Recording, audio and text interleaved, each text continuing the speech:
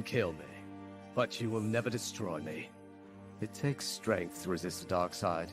Throughout heaven and earth, I alone am the honored one. Are you kidding? Why the hell should I wait for you? I know what it's like to try and rebuild a life. I had a bad day too, once. If you're having nightmares, then welcome to the club. My name's Subaru Natsuki, and I am the Knight of Amelia. Right now, all I can give you is just death. It wasn't for you in particular. You fought 100 men because it's not in your nature to run away. If you are feeling disheartened, that you are somehow not enough, set your heart ablaze. My problem is that you're a real asshole. People tell me that. All right, let's get the show on the road. Okay, so a lot fucking happened this week, including some shit that happened tonight. Which is hence the hat. So it's going to be interesting, but localization issues, fear-mongering over the collapse of animation in general,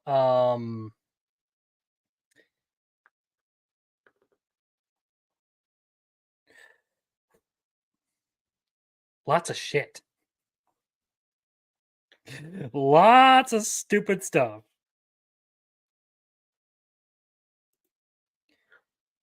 I don't really know what that's supposed to be in reference to, but Hail Pilgrim, how you doing? I guess we'll just start diving right into it. I mean, this week I did actually get a couple of indie projects. So Mike Barron now does his own thing. He doesn't work for Marvel or DC anymore. So he released Nexus Scourge, which I picked up. Again, I have never been disappointed by a fucking Mike Barron comic. They're all great. And like the interiors for this thing are awesome. Like, look at that shit. So there's that. And then, of course, I grabbed B.A. Turner's books. You can find him on Twitter, and it's basically just... You have Swole Cthulhu in Detroit fighting gargoyles, okay? I don't know what else to say about it. It's a thing. It is a thing. But yeah, so just to sort of get the quick indie stuff out of the way, because I don't really have a whole lot to say on those. I'm so far behind on like everything I want to like read/watch. I did keep up with some of the new releases and stuff. There's some good stuff, some bad stuff. I actually am going to start doing a new section tonight about some of that. But yeah, I mean, it's like the localizer thing has blown up because now Marxist localizers are pissed that they might be getting replaced by AI. A person closely connected to the anime industry is saying that merch sales are down and that we could be looking at a retraction in the number of anime we get, which I actually think would be a good thing because it would give the studio some fucking breathing room instead of having to meet these ridiculous demands. I mean, it puts a lot on the animators. Assassin's Creed Shadows could be based on an entirely fabricated story about Yasuke, if sources are to be believed.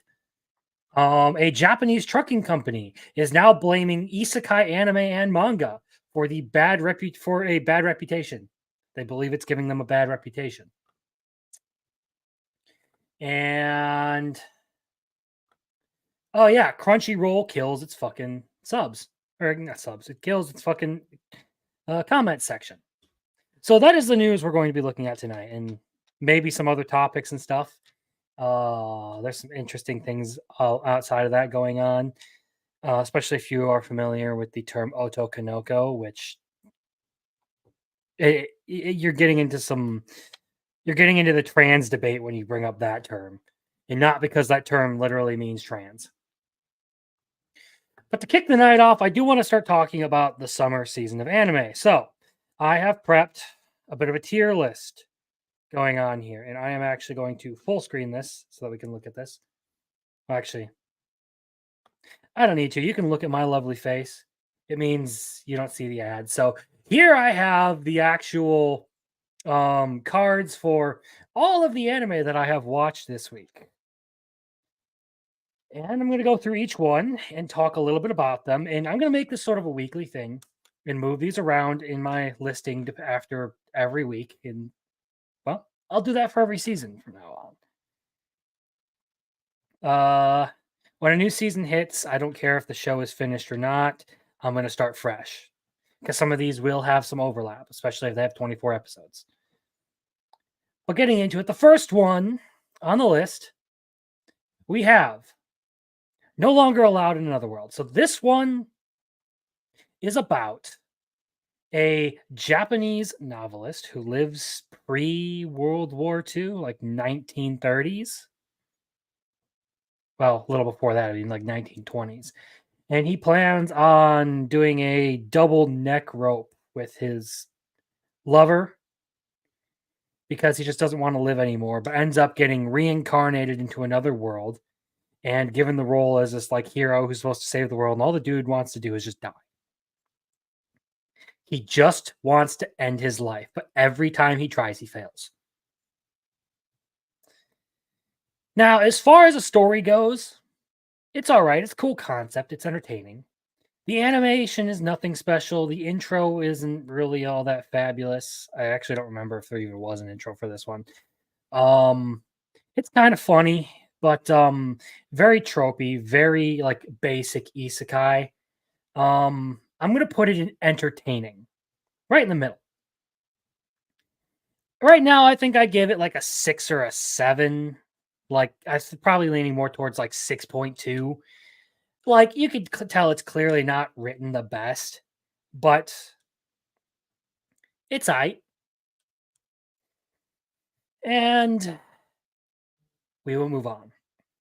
So the next one is The Magical Girl and Evil Lieutenant Used to Be Arch Nemesis. Now, this is one of those ones where I picked up just for the novelty of it. And the premise is, well, it's a magical girl anime. It's got all the magical girl tropes in it. You got mascot characters, you got evil or secret evil organizations releasing monsters, and yeah, it's Sailor Moon kind of stuff, okay? The difference is it takes on more of a romance aspect between two characters who are supposed to be enemies, and it's very goofy. That's not supposed to go there. The episodes are only 12 minutes long, so they're only like half episodes, which is unfortunate because I actually do really enjoy the show. The animation is actually fantastic. I like the characters.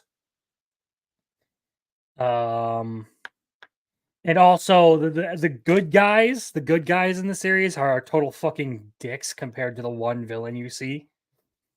Like the mascot character that's supposed to give this chick her powers is like, hey, you want to make money because you're poor and broke, and the orphanage you were living in just like got taken over by a land shark. Well, I'm gonna make you a magical girl, and you're gonna save the world, and then you can whore yourself out.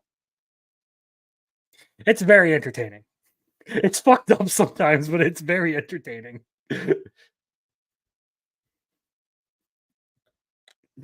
I actually just said that. Fuck. Next is one that took the internet by storm because people have feet fetish apparently. And this is Alia-san Sometimes Hides Her Feelings in Russian. Another really long, like synopsis titled romance anime. I read like one light novel for this. And it was okay. It was cool. I like it. I enjoy it. The anime does a whole lot better of capturing the comedy. Like the main character being a bit of a goofball and like the shit that goes on with this. Personally, I think this one goes in the must watch for this season if you're just a general anime fan and not like only into like shonens and battle stuff.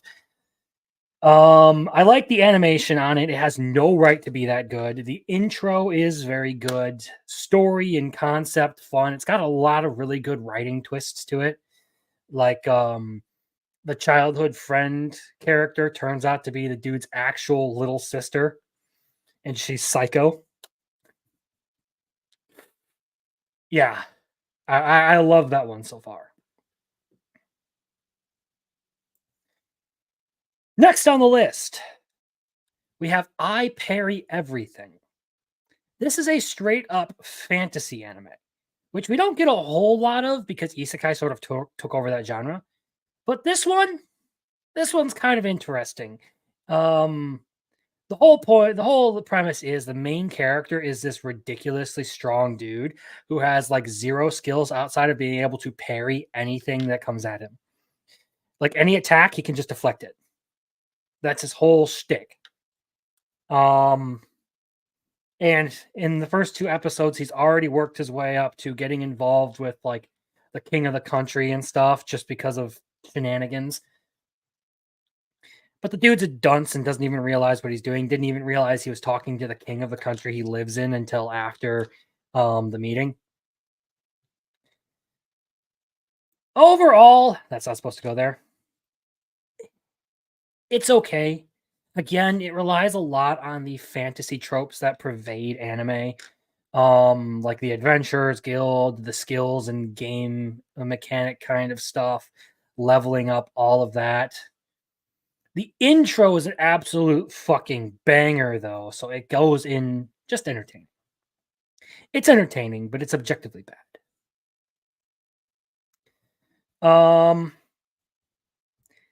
Pseudo Harem. Pseudo Harem is another romance anime. And the premise is that the 2 kids are in the drama club, and one's a really good actor. She puts on all these different like personalities just to try and flirt with this guy she has a crush on. And the whole time he's totally like into it. He's in.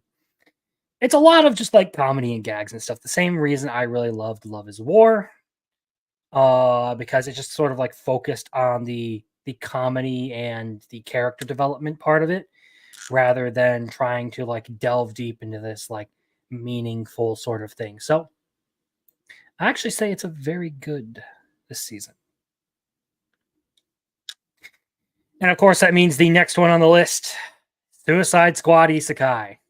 And I've given my thoughts on this turd multiple times. I am pissed that they wasted the talent of Tape Nagatsuki and Wit Studio. You had the writer of ReZero, a long, drawn out, very detailed series that explores every event in depth.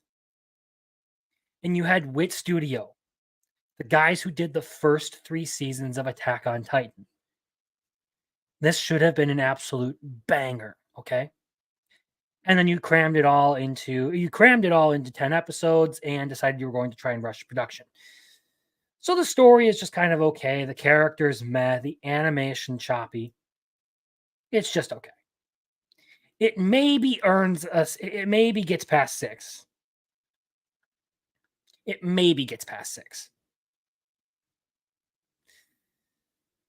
But yeah, I am very disappointed in this. Honestly, I expected it to be either really good or really bad, like absolute trash fire kind of bad. But somehow it turned out to be just mid. Just mid. It blew me away that it would be so meh.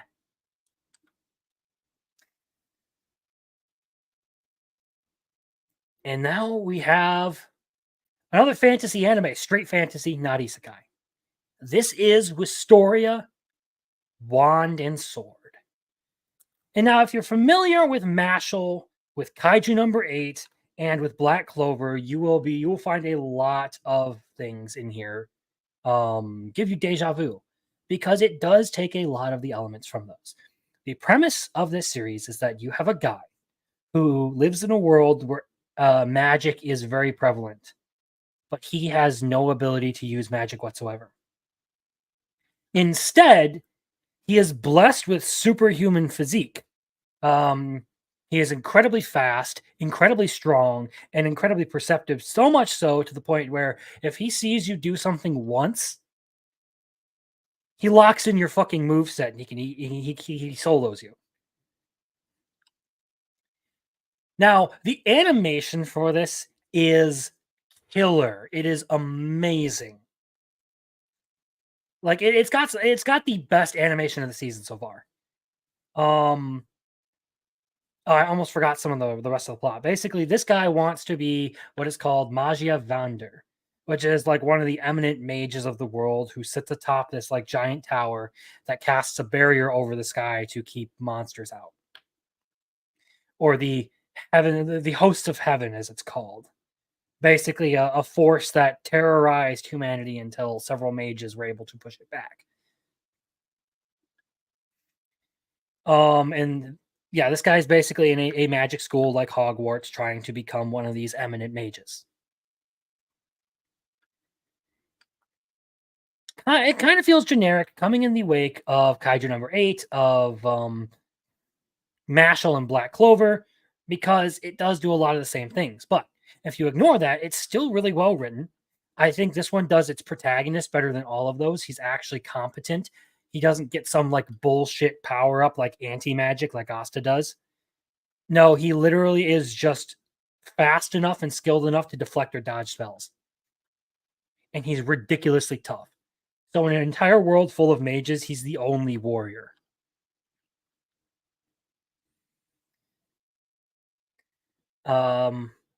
Overall, I do recommend. Oh, also, on another note, the reason I say Kaiju number 8 is because his female childhood friend is one of those 5 mages who sits atop the tower now. They both started school together. She got way ahead of him because she's talented with magic and all of that. And now he's trying to play catch up because the only thing he has going for him is his sword skills, which admittedly, the dude's nuts. Like straight up nuts. But it is a must watch for this season if you're going to get into anime. Very visually appealing. The story is solid so far.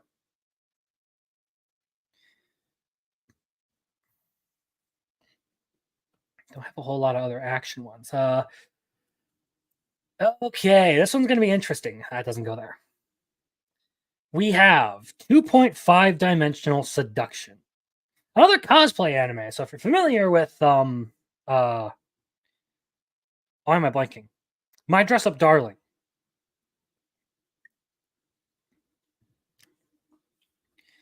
It's basically the idea that you have a guy who kind of isolated in his life, and this chick who really loves cosplay, and it's another school romance sort of thing. And the whole premise of this one is they're both members of the manga club at school. She really likes cosplay, but her family's too strict, so she has to do it in private and keeps it a secret and all that. But she wants to like basically produce her own like or make herself a like cosplay social media figure. That's what she wants to do. So he agrees to help her.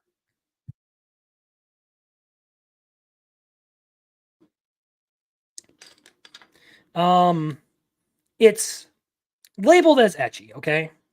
And I will tell you, because I have read a little bit of this manga and I've watched a little bit of this anime. The manga is way, way more NSFW than this. Generally, when you hear ecchi, there are 2 things you can get. Panty shots, maybe some cleavage and stuff a lot of the times. Or you can just straight up have someone whipping their tits out on screen, okay? The manga version is, yeah, we're just going to flash some tits because we can. The anime version, no, it is very dumbed down. Like even I could like pick out like literal like issues with that, and there are accounts on Twitter who go over all that stuff. It is a good anime, just as is. Like it's entertaining. Even the like much more clean version, because this one's not nearly as bad. But the fact that like localizers and producers have pretty much ripped this one to shreds, I'm gonna say it's just kind of okay, honestly. Like I'm not terribly impressed with it. And then we'll get into the other ecchi anime of the season. The one that actually does show tits. Except for it's shit. I'm just gonna throw that in there. Plus Size Elf. I watched it because a while back I talked about it on my channel and how it triggered both sides of the culture war. Both the right and the left were pissed about this anime. because some people associated with it with body positivity, some people associate it with fat phobia. Woke to right wing. But the premise is basically you have an elf who comes to our world and gets addicted to McDonald's French fries. It puts on a shit ton of weight. And then, because the portal doesn't let you return to your world unless you are the exact same weight you were when you left, well, she has to go to a dietitian and get him to help her lose the weight so she can go home. It's really freaking stupid. It is an awful anime. It tries to be comedic. It tries to do some funny stuff. It doesn't work. It's just cringe. I should have expected that coming from something called Plus Size Elf, though. All right. And now we move on to the one that I have been, to one of the ones that I have been like looking forward to the most this season. My dear friend Nokotan, the unhinged, absolutely insane deer anime. The one that took the world by storm with the 10-hour loop. This is everything I wanted. It is a must-watch. It gives zero shits about making sense. It gives zero shits about what you expect. And it just straight up goes full into the, we're going to absolutely break reality just to make you laugh. It is a comedy anime through and through, and it is absolutely wonderful. They use all of their assets well, both both the CGI, the music, character designs, all that. They do everything perfectly for getting that comedic vibe going. Absolutely great. And then the other one that I've been looking forward to this season, Oshinoko Season 2. Honestly, I think this one kind of, I don't know. I think this is a must watch because Oshinoko is just an amazingly written story. And basically the plot is kind of murder mystery. And I'll just leave it at that because you really need to watch it to get the full experience. But basically it is a bunch of actors and like social media personalities, entertainers, like teenage entertainers, teenage personalities, and the bad side of the entertainment industry. No, there's nothing like terribly inappropriate in there other than, death and blood and stuff like that. But it's a very interesting drama. It's a very well-written drama, and this is written by the author of Love is War, Akasaka. Very good. I like that. The intro's not as good as Idol from season 1, but the outro, Burning, ooh, I've been playing that on a loop on my way to and from work this week. Ugh. Pardon me for that. We have 2 left, and then we can move on to some of the big topics for the night. So this one, another isekai. Whoop-de-frickin-do, isekais are popular. Okay. So this is, it's like raising children in another world or something like that. Basically, this dude gets killed by a god by accident. So the god decides he's going to reincarnate the guy in this world. And then he comes across these 2 like overpowered 5-year-old kids who happen to be twins. And basically all the gods of this world are like, yeah, can you just take care of these kids for us for a while? It would really help us out. And just start giving him shit. Stereotypical overpowered isekai bullshit. I'll admit, it's kind of endearing for the fact that you have this like parent-child relationship, like a very like healthy, endearing one, which is rare in entertainment these days. Not so much anime, but in entertainment here in the West, comparably. Animation, nothing special. Intro, cringe. It's just okay. Honestly, I think it just gets a 5. It just gets a 5. Nothing really amazingly special. I don't even remember the characters' names.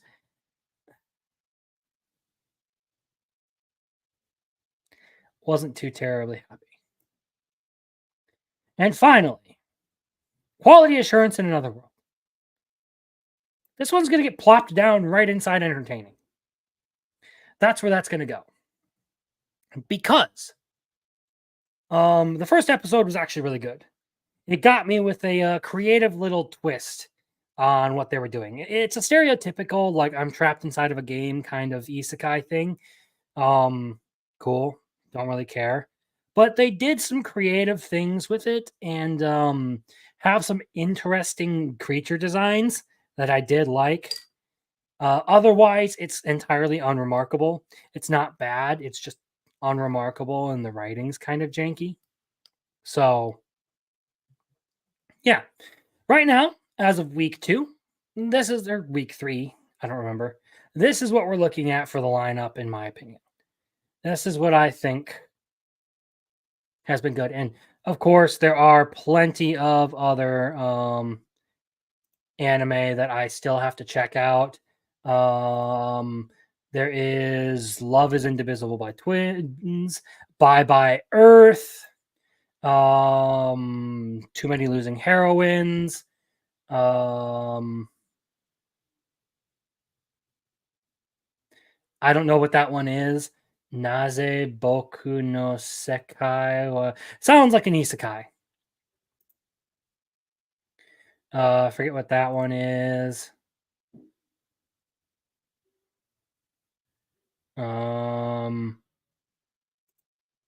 Forget what that one is. There's some ones in here that I actually do need to like double check on because How to Be Normal. That's one. Elusive Samurai. Why does nobody remember me in this world? That's what those are, okay? Okay. Oh, My Dear Moment says that. It's an episode. I'll have to add that to the list because this one I got some attention that had me interested in it. Probably all stuff I'll be doing after this. I don't know how comfortable I am with watching Monogatari. That one seems like it's very, very sus, to say the least. And I also need to pick up Windbreaker because apparently Windbreaker is a really good action series. But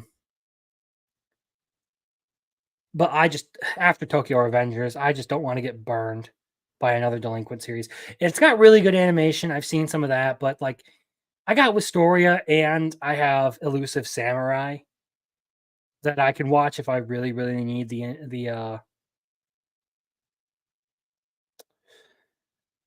I really need the hit for the eye candy animation. But yeah, that concludes the tier list. That's everything I'm going to do. I'm checking out a lot, man. I'm checking out a lot. But I think that brings us around to probably some of the big topics of the night. So we're going to transition into those. But first, a word from our non-existent sponsor. Alcohol. Because after the week I've had, I need a drink.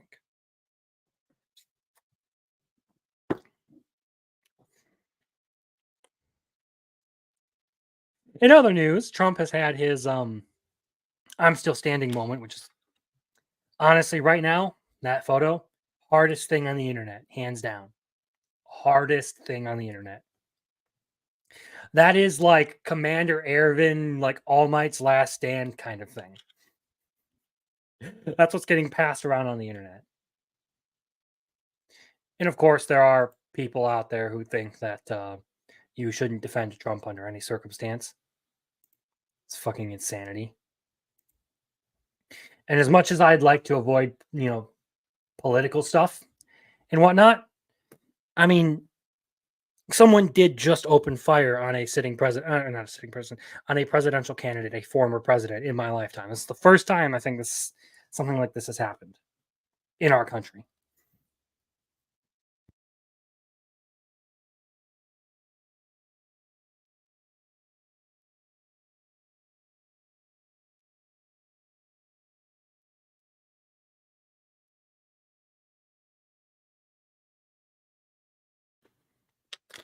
But I don't want to. I want to move on to something that I actually do kind of have some interest in. And I knew this was coming. I didn't know what kind of game it was going to be, but I knew this was coming.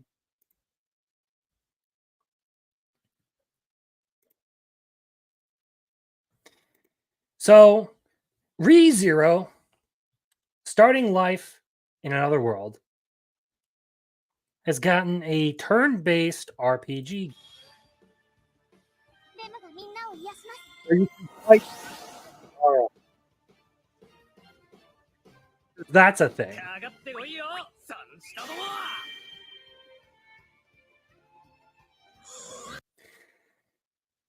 So yeah, and on top of getting season 3, which is going to be pretty freaking great, we get to see Reinhardt in action for like once in the series, other than like doing a single attack to end a fight. We get to see Reinhardt actually be, the fucking sword saint for once. I really hope that fight is well animated because it deserves to be. Season 3 is going to be an incredible amount of action. There is a lot of fast-paced stuff going on in here, which is unusual for what I've seen from Tape Nagatsuki. Normally, like, the story can be kind of slow and it builds a lot of tension up until a critical moment, and then Subaru does a reset. Rinse and repeat until the arc is finished. This one, though, is just going to be buck nutty.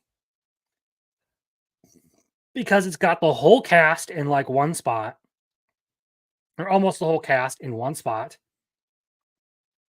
all fighting like a massive number of the archbishops. You have 4 archbishops in this arc.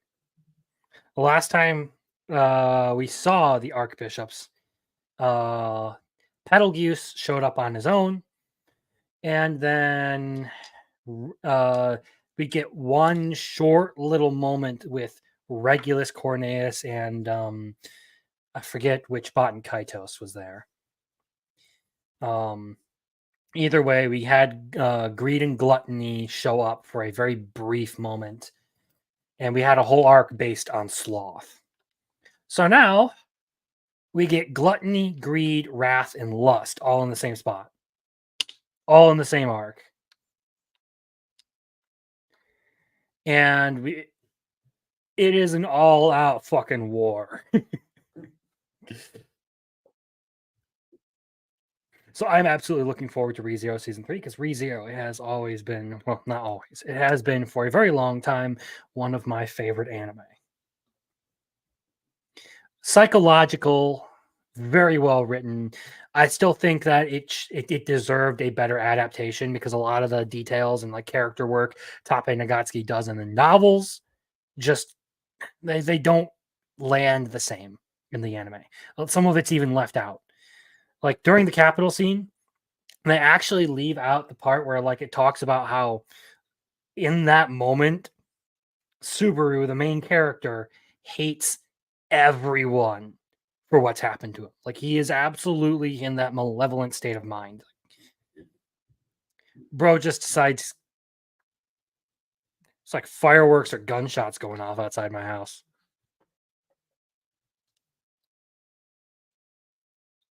It's fucked. We'll remove this as we transition to the next topic. Either way, so not only do I get ReZero Season 3, I also get a game. So I might try and stream that.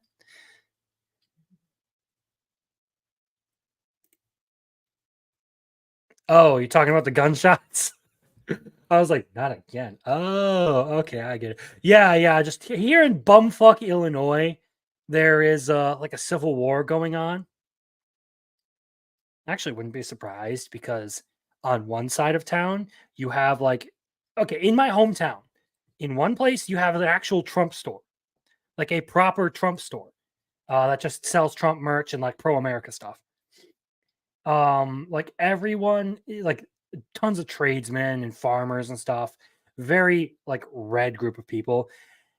And on the other end of this small ass town is like all like the blue people. The UBI. There's someone who actually has like UBI pride flags and like pro Democrat stuff outside their house.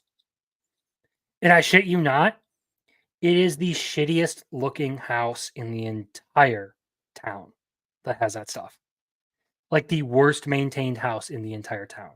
They don't take care of their lawn. The house looks like it's falling apart. It's funny.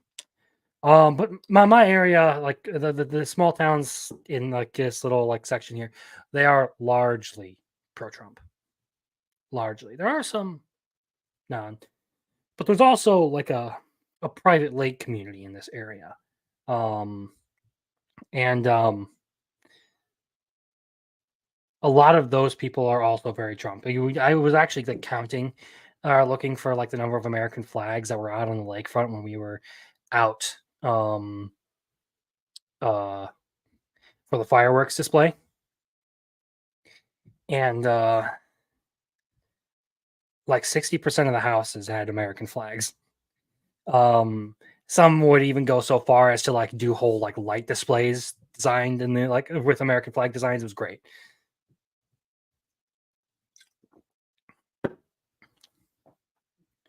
Lots of rich people who like their money and who like their country.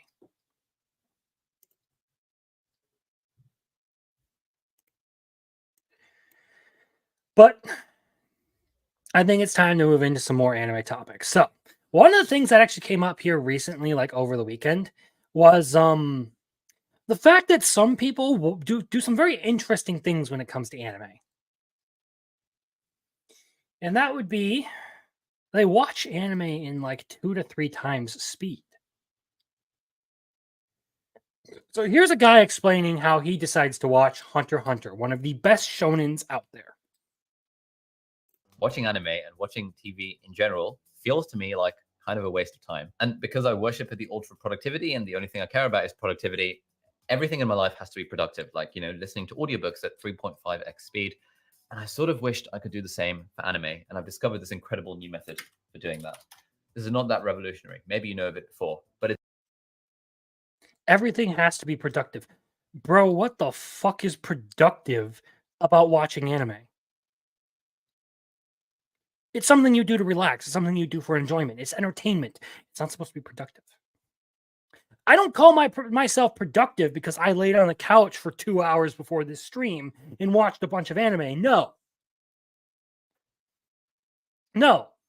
I was lazy. I was procrastinating. I got a video on jobless reincarnation and ReZero that I need to finish still. And my ass was sitting there watching as much anime as I possibly could so that I could make that tier list. Also, because I wanted to continue drinking. And for real, though, I am going to try and get part 1 of that video out, the jobless reincarnation part, talking about Rudius Grey Rat, and why he is a terribly misunderstood character. I'm going to try and get that out there. Either way, you're not going to be productive watching anime. It's basically based on a Chrome extension called Video Speed Controller. And this is absolutely changed the game. So now this is how I watch anime. So if we take like an early episode, for example, so there's no spoilers in this, it always starts with like an opening sequence. So obviously I'll kind of skip the opening sequence. I'll fast forward to like 2 minutes. And then... Bro, you skipped the Hunter x Hunter intro? That's like one of like the top 10 intros of all time. That's like a banger, dude. Departure is awesome.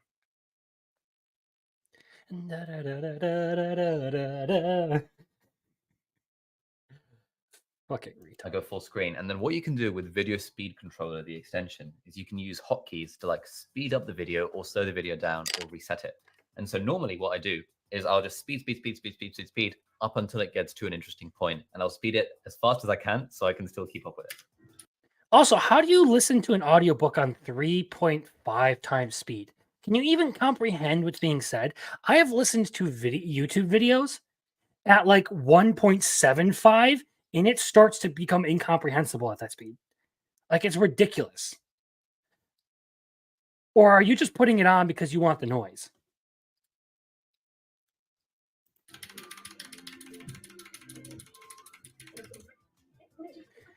Like, you can't even read that shit fast enough to know what's going on here.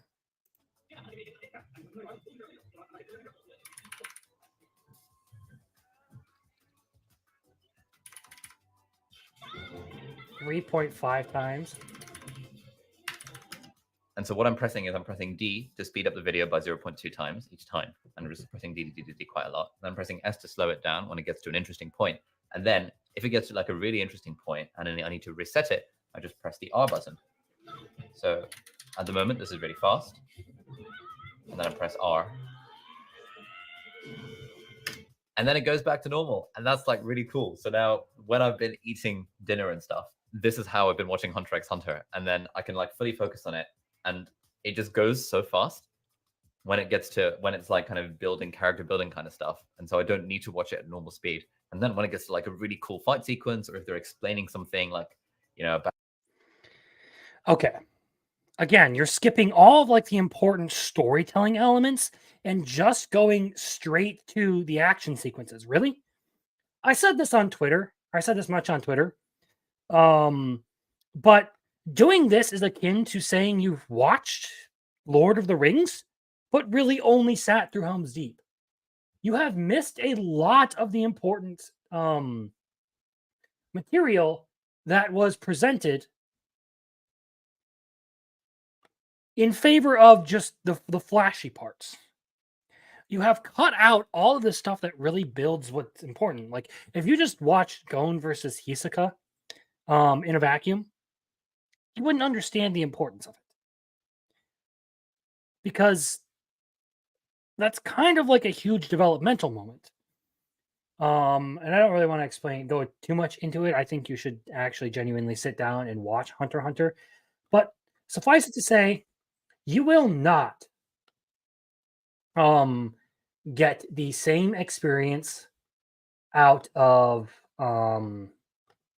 watching an anime at like multiple times speed as you will actually sitting down and like listening to what's going on with the characters and stuff. If your whole thing is to just watch fight scenes, you're missing the point. Like, story matters. Story is kind of like the big important part of a show, of entertainment. And you're going to reduce someone's like amazing work to nothing more than a couple of fight scenes. That seems sad to me, honestly.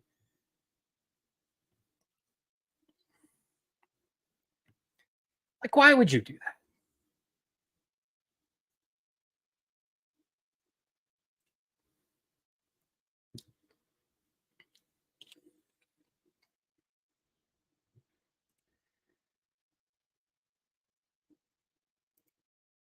So let us move on to a funny topic. Let's present this. I need to get an ad blocker. I keep forgetting to do it. So, truck industry blames isekai anime and manga for giving them bad reputation. So, if you're unfamiliar with what this is supposed to mean, isekai has this trope called truck-kun. And it is the idea that every isekai story starts with the protagonist getting splattered by a truck. It's a very common thing, actually. It's such a common thing that it's become the meme truck-kun. And even in one of the anime I was talking about tonight, No Longer Allowed in Another World, They go into detail to actually explain that the truck is sent by the gods to kill people who have miserable lives. It's kind of fucking goofy like that.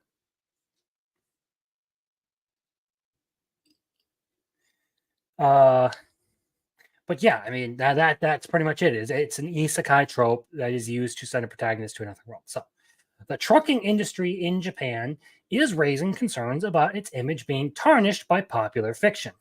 According to transport business owners, the frequent use of trucks in scenes depicting fatal accidents in isekai anime and manga is creating a subconscious fear of trucks among viewers. Isekai causes truck phobia. Don't be truck phobic, people. In movies, dramas, mangas, and anime, it is almost always a truck that is used in a scene where characters die in traffic accidents. Well, yeah, because a truck is fucking huge, and if you get hit by one, that is a lot of force going into your small ass body, okay? It is a guaranteed kill. Insta. Got it? A car, okay, maybe you can logically survive a car. A truck? Truck! If you don't know that meme, I don't blame you. You've been hit by, you've been struck by. Truck! So during a discussion about the image problems in the transportation industry, one business owner from Shizuoka Prefecture argued that the repeated exposure to scenes, particularly in isekai anime and manga, where trucks are often depicted as causing fatal traffic accidents involving key characters, is creating a negative association with trucks, especially for younger audiences. There's a well-known brainwashing technique called subliminal messaging. If this is being used to imprint on the human subconscious, then the aforementioned scenes we naturally see on TV and in manga from childhood are ample material to form a fear or dislike of trucks and the like. So now you're being brainwashed by isekai to be afraid of trucks. I swear, sometimes you can't make this shit up. That's fucking hilarious. Considering that people emotionally invest in these stories, the effect is tremendous. Hello, sir. How are you doing tonight? What's up, buddy?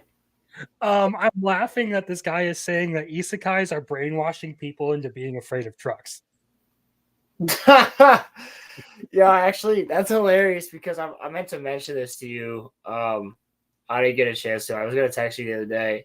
I freaking I needed something to watch, and this anime keeps getting like recommended to me. And after I didn't even read the description, so I just like watched it. And after the first episode, I was like, "Oh, it's an isekai because he got hit by a truck." Is it no longer allowed in another world? No, it's Eminence and Shadow. Oh yeah, I fucking Pretty love good. that series. It's pretty good, dude. Its world I'm is like, actually one of the best in isekai, if you ask me. it's a really interesting world because it's the actual world, but like different. Kind of. He is in a complete world, but you haven't gotten to like the spheres and the different realms and all of that yet.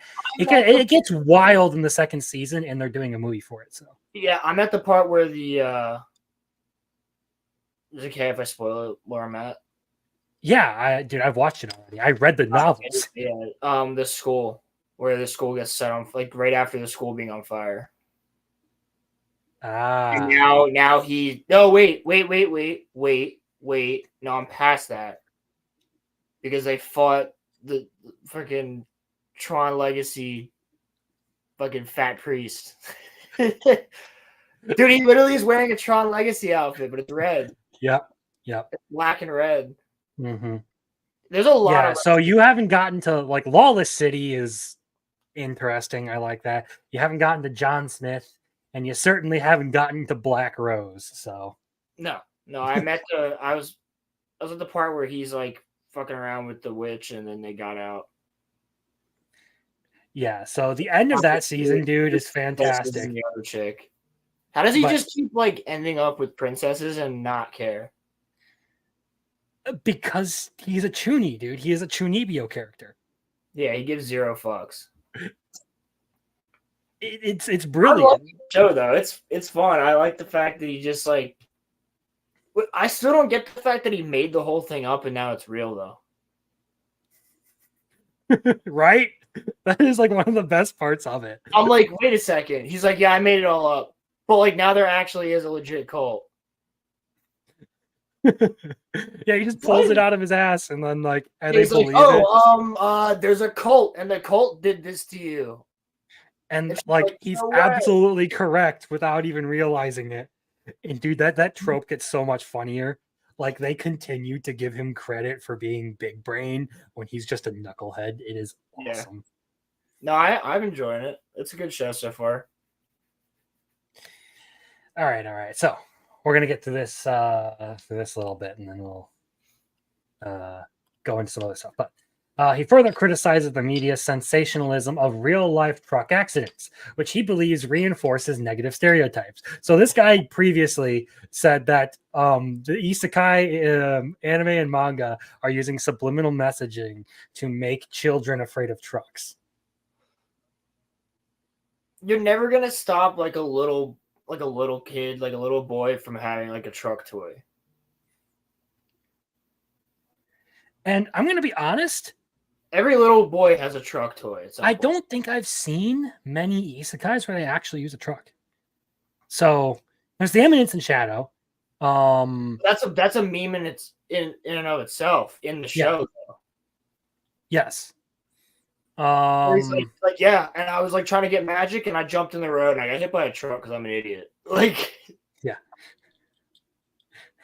Now in the novels, he gives himself a concussion while training. So this is how it happens. They show that. Yeah, and he mistakes the glowing lights for like some otherworldly power, and he runs out in the middle of the street and gets hit by a truck. That's what happens. Mm-hmm. That is literally what he was thinking when in that moment. He was like, "Doing at it again." Mm-hmm.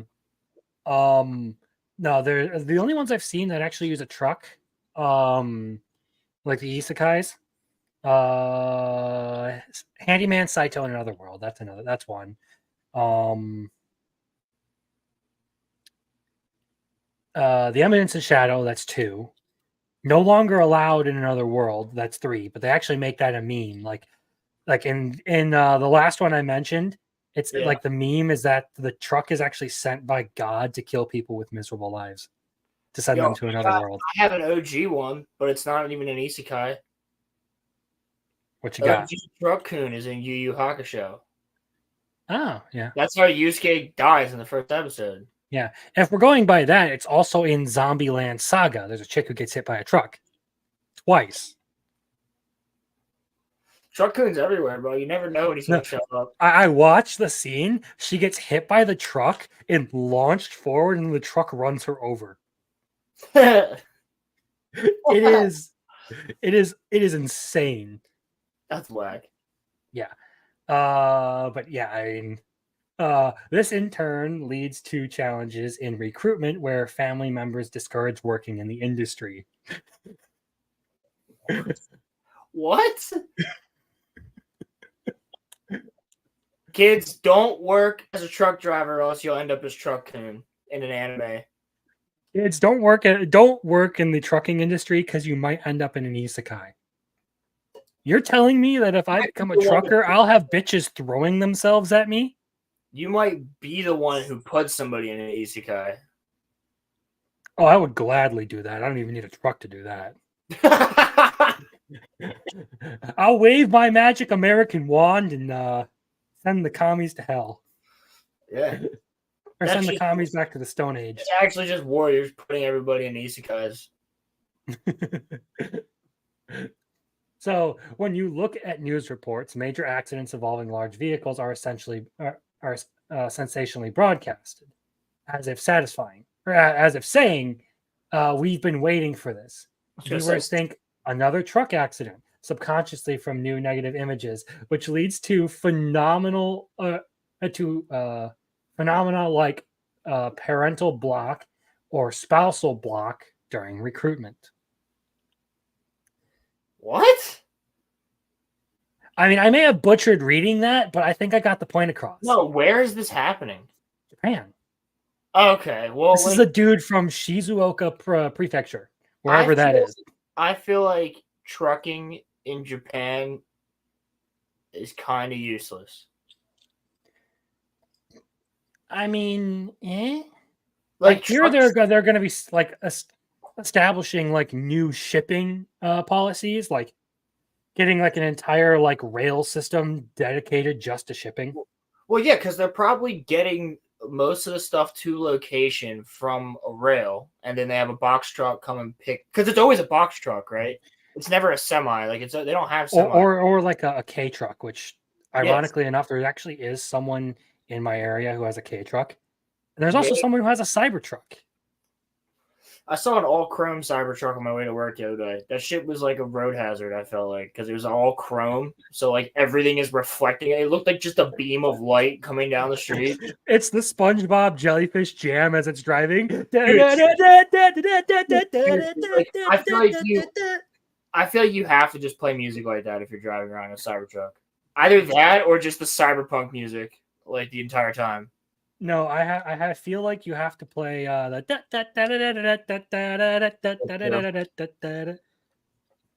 coming from a guy who owns Tesla stocks. I think I have a share of Tesla stock too. Yeah, it's not much. It's one of those things that like you sign up for free and they like give you some stuff. I'm a Disney isn't that sad? Disney who? Yeah. Anyway, yeah. This article was just too hilarious to pass up. So like try and finish this off because it's supposed to be a 3-minute read. The business owner also blamed mainstream media for addressing logistics and driver shortages as if there were someone else's problems while claiming to protect logistics and drivers.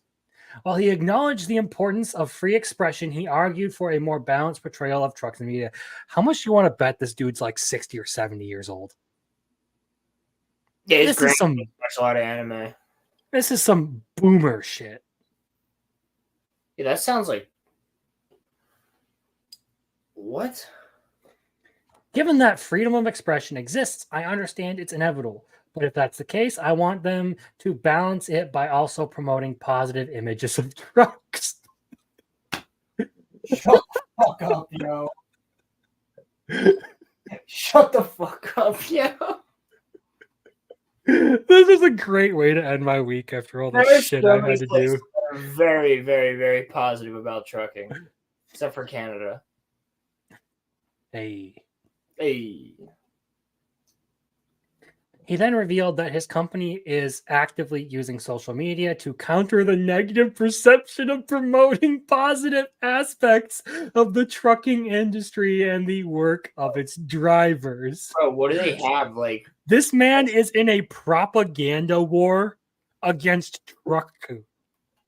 Bro, what do they have? Like little anime trucks with like smiley faces on them? Like, they're like, look, you could be a trucker too. It's like that old school, like, animation style where it's like a really happy like Japanese dude. He's like bumping, like fist bumping like the truck's tire. The truck's like, join the trucking world, bro. Like, this is one of like the most first world problems I think I have ever had come across my feed. I think he's just mad that there probably won't be trucking for that long in Japan. It's mostly like boats and trains and planes. The only thing you still need trucks though. Like, that's the thing. Like, you're still gonna need a truck to go to the station, go to the airport, go to the dock, pick stuff up, and put it somewhere. Trucking's not gonna go anywhere.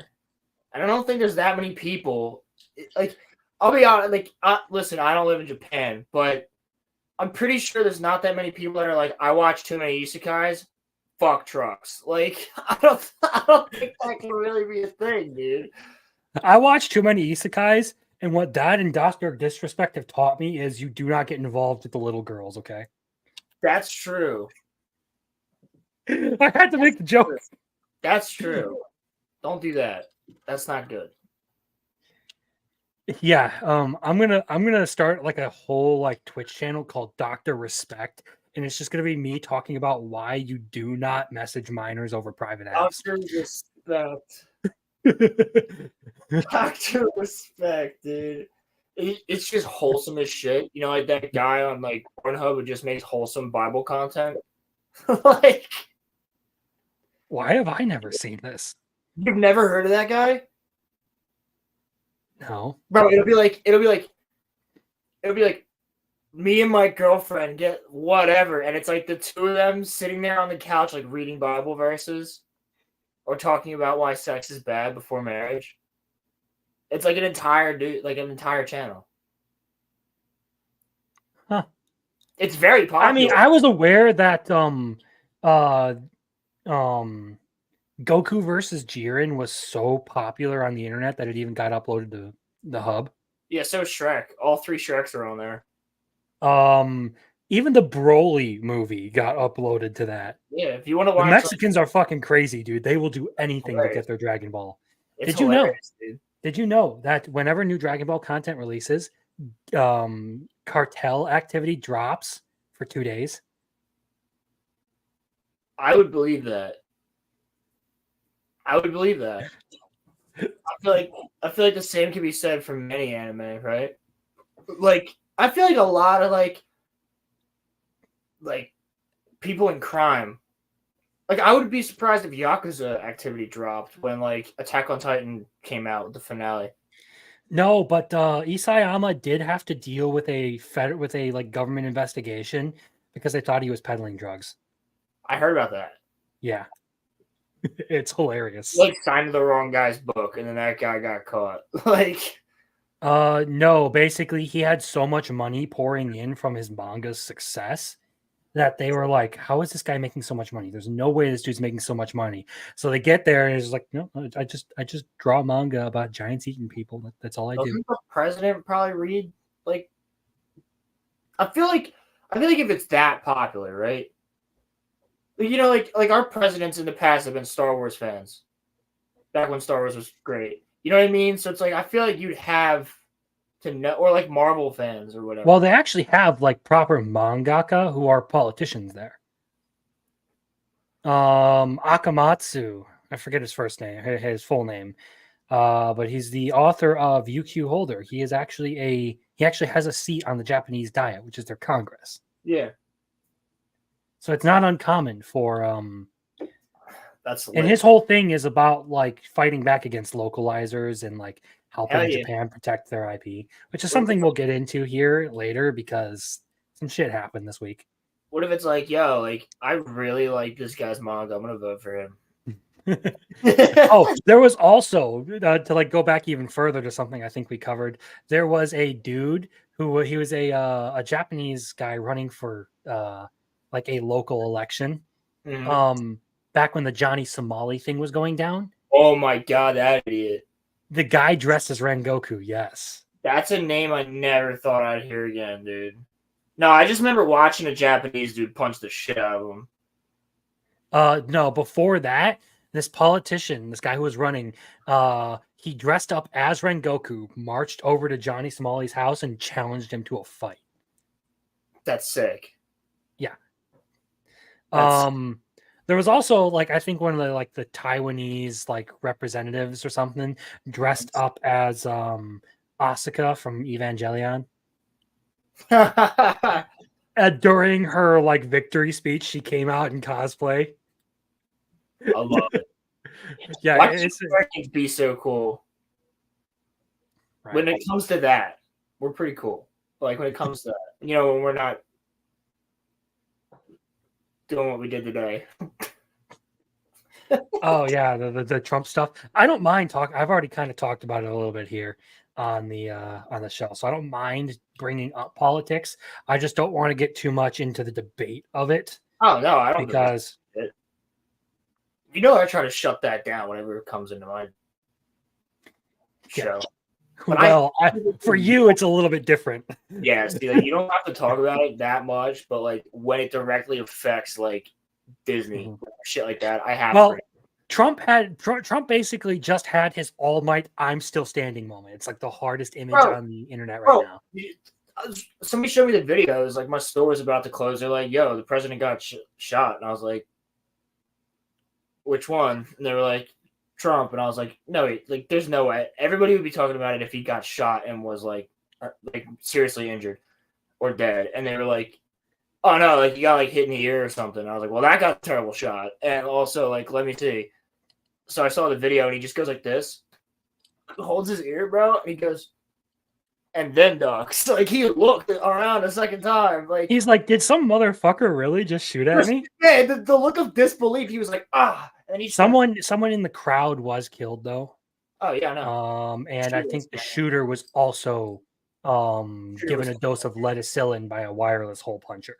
Yeah, Secret Service doing their job. I think it may have been like a concealed carry holder or something on the edge of the crowd. I don't know. Yeah, it happened in my state. Good job, Pennsylvania. Fucking good on you. It wasn't in Philly.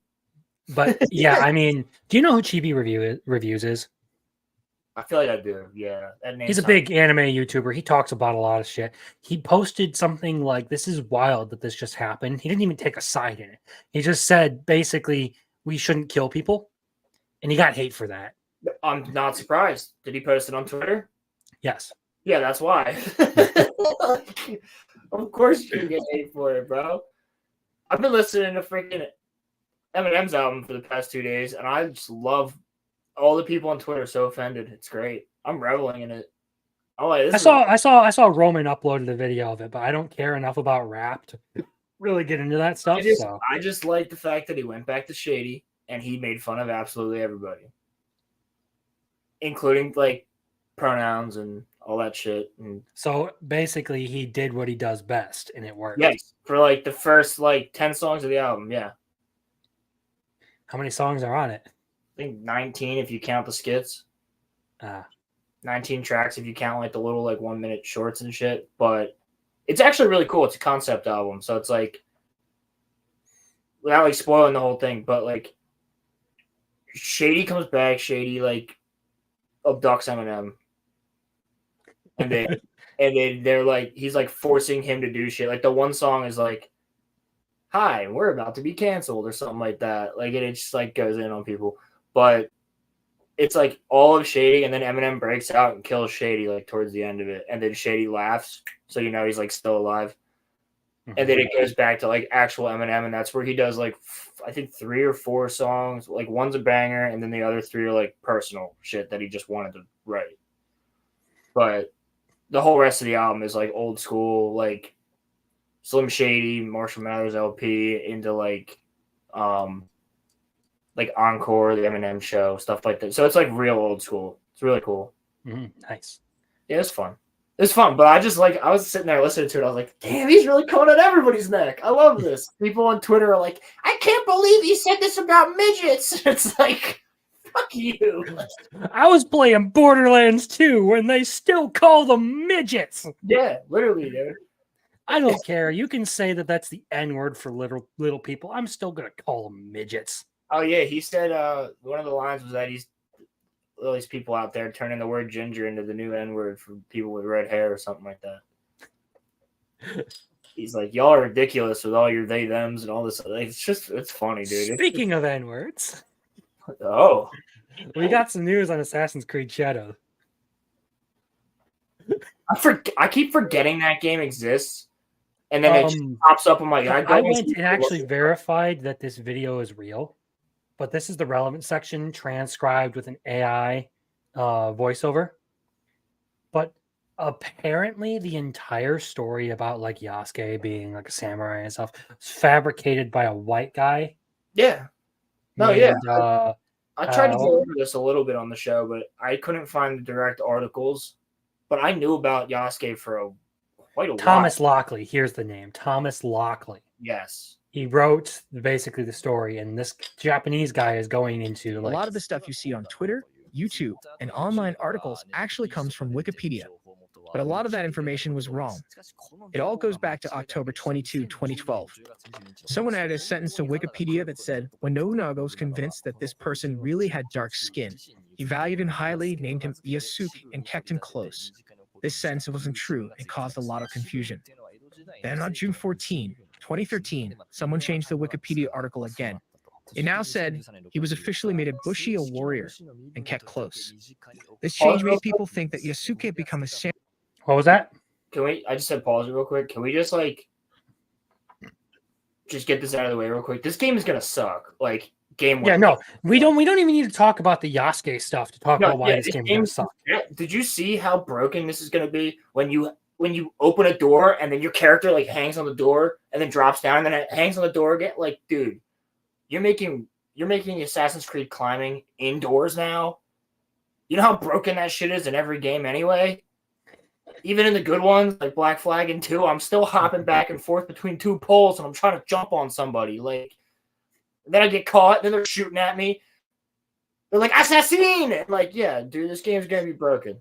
Well, not only that, but isn't like the price point ridiculously high for even like the base version of the game? It's like $120 or something for the base version. Oh, I was gonna say 70, but holy shit. I thought it was something insane. Like this game is outrageously priced.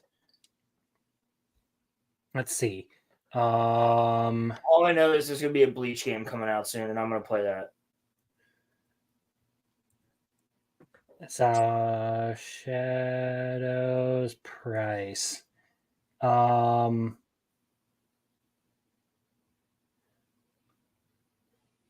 Okay. It looks like just the base game is $70.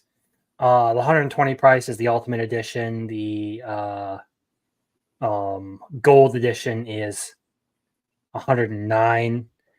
But I mean, who's gonna pay for a fucking Assassin's? Who's gonna pay that much for an Assassin's Creed game? What do you get? Like a season pass and like a little medallion, like in real life, like a little keychain. So just to clarify, just so like this is out there, I was in fact wrong on the pricing. Okay, I am admitting that now, so that people don't fucking accuse me of shit. Yeah, but still, like, I see everything going on here, like with the whole like because the story about Yasuke, like there was even an interesting thing because I read something about him. I'm talking like 10 years ago. Like was it David Lockley's historical fiction? No, like it was like a long time ago. And like Thomas Lockley.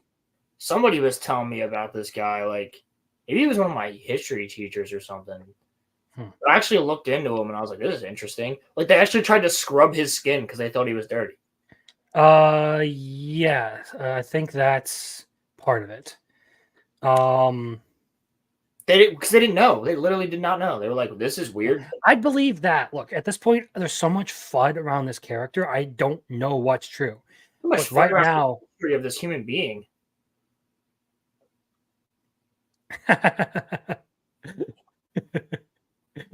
Nah, I love you, buddy. What's up, Pilgrim? But look, I think just to shout out to Nakaido here. This is the guy who you can go find his channel. It's all in Japanese, so you'll have to try and read the poorly translated subtitles that YouTube gives you if you really want to like look into this. But I did try and confirm that this is a real video and that this is actually what he's trying to say in the video. Samurai. And that's how the legend of Yasuke, the Black Samurai, was born. The next day, on June 15, another line was added to the Wikipedia article. It said, Nobunaga liked Yasuke so much that he intended to make him a lord in the future. In just one day, Yasuke had been promoted to a future lord, but this was completely false. So, from 2012 to 2024, Yasuke was indeed considered a samurai on the internet. Then something interesting happened. On January 25, Hold on. I want to go back to that gameplay right there. Yeah, this person's whipping something around and taking down entire buildings. Samurai on the internet. Then something interesting happened. Maybe it was just like on bamboo January trees. 25, 2017. Thomas Lockley, an associate professor at Nihon That's University, Tom Cruise? published a. No, it's Thomas Lockley. It looks like Tom Cruise. Kind of does. He does, dude. No. Look at him. Fuck, now that you say that, he looks like a slightly chubbier Tom Cruise. He's chubby Tom Cruise. Fuck you, Roland. Why did you have to put that image in my head? If you're looking at him from because I have the chat up, so like from back here, I'm seeing like little Tom Cruise. No, I have him on my big screen here, and he does look like Tom Cruise. Now that you point that out. All right, sorry. Nobunaga and Yasuke. Later, on May 2, 2019, the same author released Ieyasu, the true story of the legendary African samurai, first foreign-born samurai, and his astonishing journey from Northeast Africa to the heights of Japanese society. This book was actually co-authored by Lockley and another writer. It's a 400-page novel, and most of it is fiction. After investigating, they realized that Thomas Lockley was just making things up. And where did Thomas Lockley, who wrote the novel, learn about Yasuke? From none other than Wikipedia. Oh, So yeah, his name is literally Tom. Mm-hmm. Sorry, I just gotta point that out. He looks like Tom Cruise and his name is Tom. I'm beginning to think that that's actually just Tom Cruise when he's not taking his like Scientology medicine.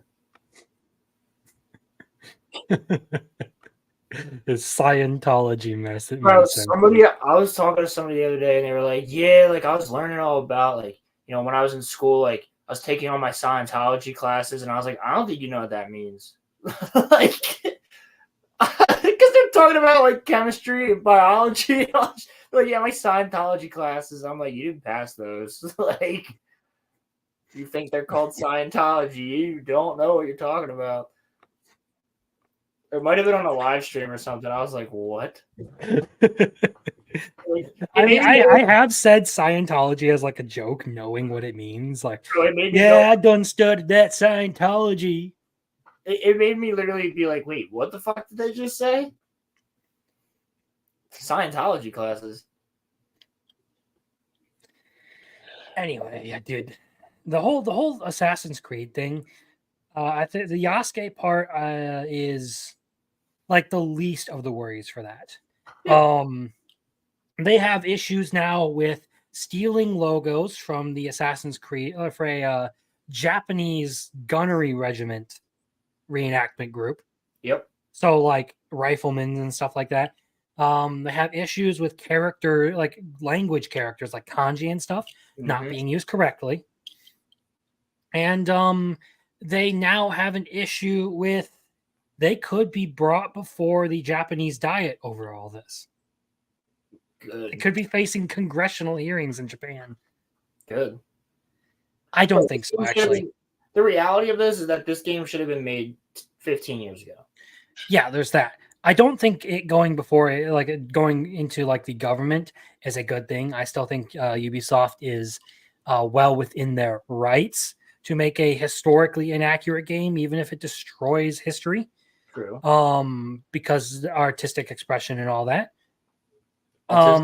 It doesn't make it morally correct. It just means that they have the right to do it. Yeah, it's just funny.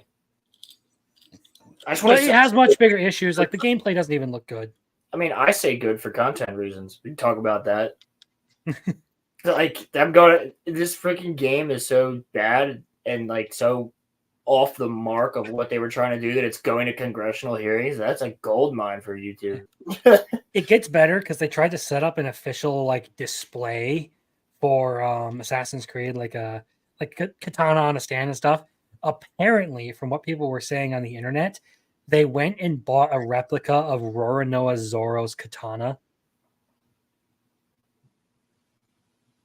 without even realizing it. Oh, I believe that. No, somebody realized it and somebody went idiots and handed it to him. Somebody was like, here, use this. I brought it from home. Bro. That's hilarious. It's been funny watching this whole thing. It's gonna be even funnier when the game comes out and people review it. I'm not gonna do that. I'm not playing that game, dude. I'm not playing another Assassin's Creed game. No. That shit's Unless stupid. you literally give me Black Flag remastered, I'll play that. But it has to be remastered. I played Syndicate and I'm like, this shit's ass. Yeah, Syndicate was weird. Like the coolest part of it to me was actually like playing as like the great granddaughter in like the little like bonus mission you could find in Big Ben, where you basically get to act as like a British spy working for Winston Churchill to get rid of Nazis in London. Yeah, that's kind of cool. Yeah, that was a cool little mission that I got to do. I'm like, oh, this is cool. I get to work with like World War II technology, and like I'm like hunting Nazis in London during an air raid, and Winston Churchill's helping me. That's kind of fucking cool. You also get to play as the brother and hunt down Jack the Ripper, which is kind of cool. Yeah, but I never liked the brother's gameplay. The brother played more like a beat 'em up. The sister played more like a proper assassin. That's true. So that's one of the reasons I hated the game. The grappling hook was just the gang war mechanic. I don't know how I felt about that. It was just like, I'm not sure. That was a headache, honestly. Assassin's Creed is a headache. Not Black Flag. Black Flag is literally just, hey, you want a mortar on your fucking pirate ship? Sure, now go fight the Spanish Armada. And the whole time you can be dressed as Captain Morgan. Let's get it. Like, you want to go into battle alongside Blackbeard? Yeah, go ahead. Yeah, you want to go hunt down Moby Dick? Let's go. Like, that game's fucking lit, dude. If they could combine, like, Sea of Thieves and Black Flag, wasn't that supposed to be Skull and Bones, Ubisoft's? I don't know, dude. That game, like, you can't even walk around your boat. Yeah, I think the only person I know who played that was Caleb. Yeah, he's the only person I know who played it. I don't know anybody else who played Skull and Bones. And honestly, I feel like Caleb has like too much faith in people at times, which is why like I don't think I fully am like on board with him on the War of the Rohirrim stuff. Oh, dude, after what we went over, I'm like, yeah. Dude, the one thing that sucks about having this tattoo. Do you watch Rings of Power? And then I have to explain to them why that show is an atrocity. And I just watch their face go, do you watch Rings of Power? And it just, oh, he's right. Like, every time. I'm like, no. You don't even need to talk about how bad it bastardizes Tolkien's lore to talk about why that show is ass. Yeah, I know. But, like, that's what you start with. I'm like, no, fuck that show. And they're like, oh, you don't like it? And I'm like, no, fuck that shit. It's the same thing with Acolyte. People are like, are you watching Acolyte? Because they know I'm a Star Wars fan. And I'll be like, yeah, unfortunately. And they go, what do you mean, unfortunately? I'm like, that show is terrible. If it wasn't Star Wars, that show would still be terrible.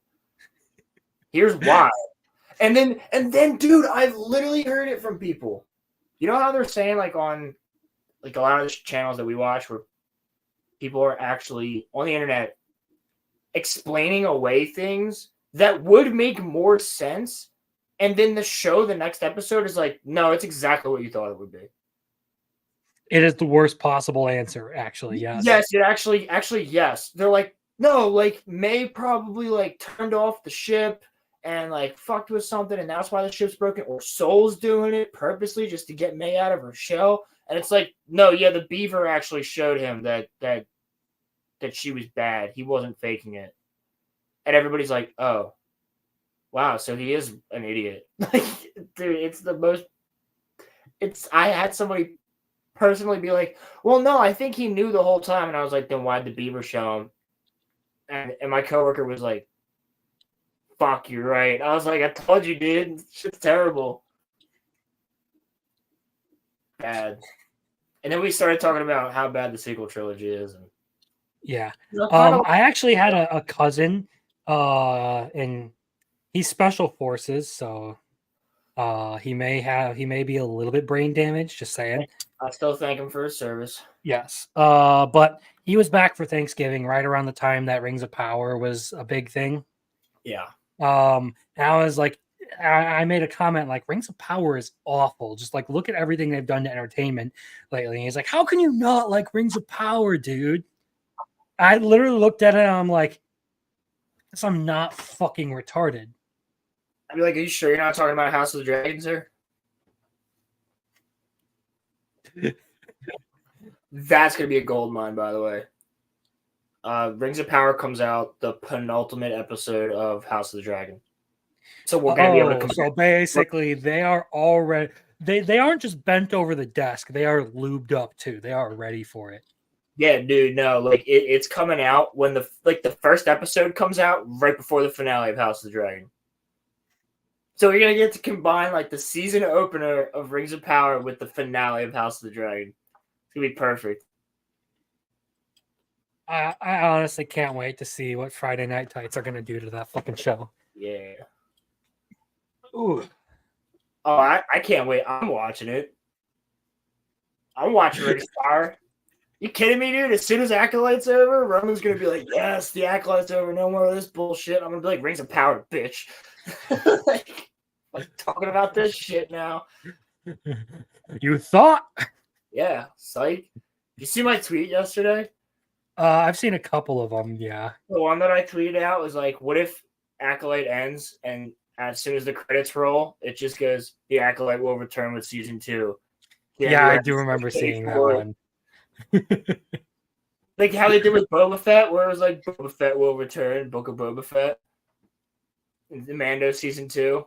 Oh my god, dude, it'd be so funny. I would love it if they're like, "Yeah, I'd love to have a season 2 of Acolyte," like Leslie Headland keeps saying, and then all of a sudden it's just like, "Oh yeah, guys, by the way, I was just joking. Like, yeah, season 2's already made. It's coming out in like 2 months." Honestly, I think for her, it could go either way. It's either cope. Like it's 50-50. It's either cope, like please give me a season 2, please. You want to consider giving me a season 2, or it's already made and they're going to be just releasing it immediately. I mean, they've had 4 years. I don't want to think about the atrocity that they could make in 4 years. Did you hear what she said she wants to do with season 2? She wants to bring Plagueis and Palpatine into it.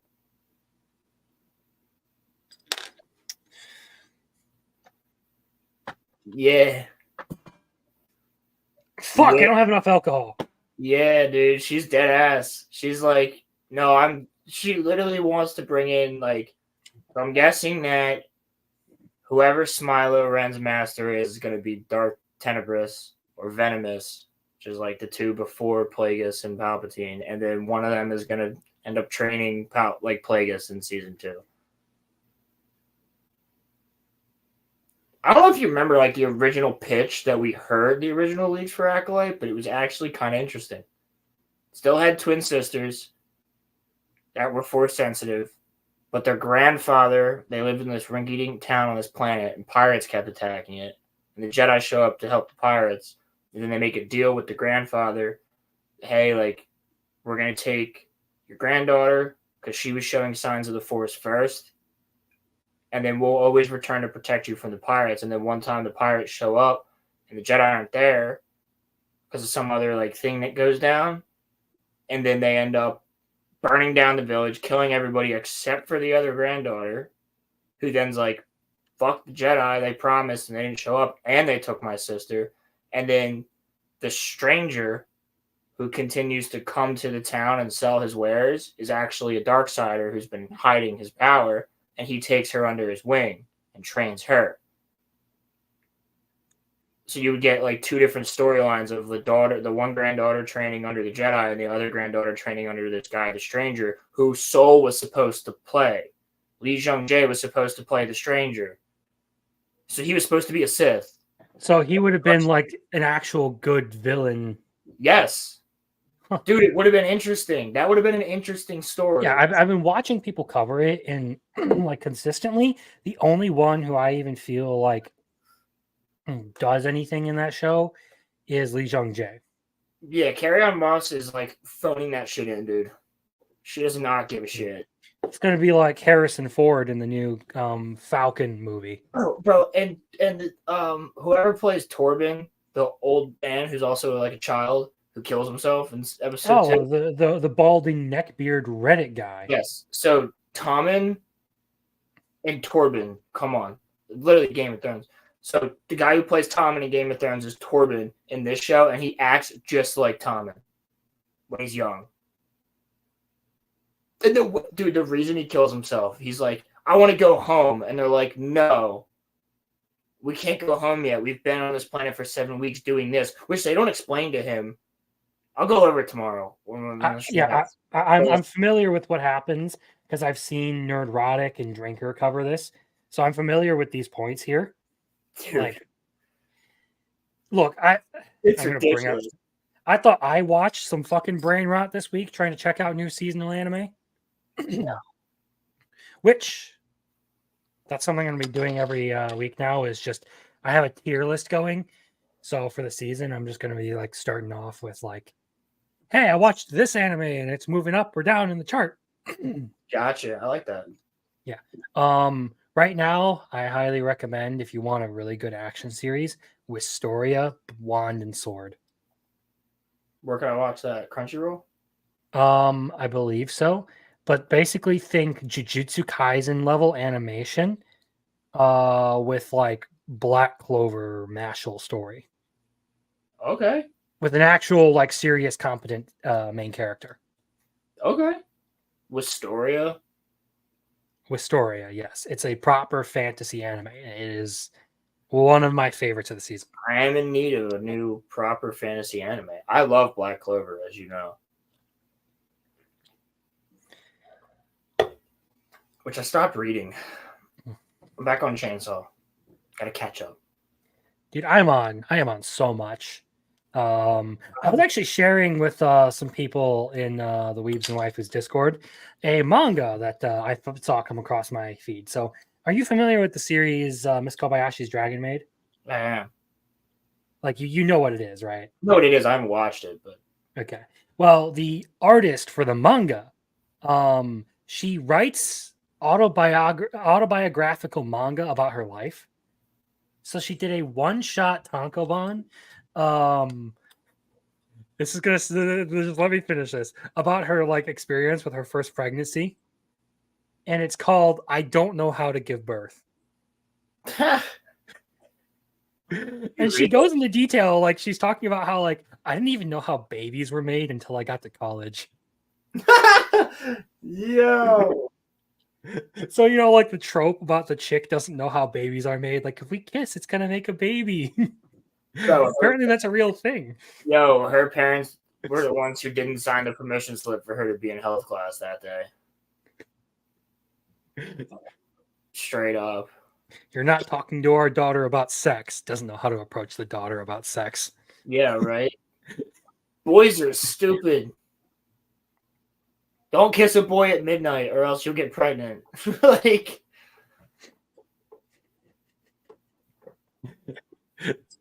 that's The Simpsons. Huh. Where Bart thinks he gets a girl pregnant because he kissed her at midnight. That's actually part of ReZero season 2 as well. It was one of like the funny like final moments of the series of the second season. Like they just survived like this insane situation, and earlier in the series, the main character had kissed this girl who's his love interest that he's crazy about. And she comes over to him and she's like, "Now what are we gonna do about the baby?" He starts to freak out, like, "What happened? When? Why?" And she's like, "You kissed me." Yeah, pretty much. Yeah. Thank you. The parentless elf girl raised by a all-powerful snow god spirit who decided he was going to tell her that, yeah, if you kiss a boy, it makes a baby.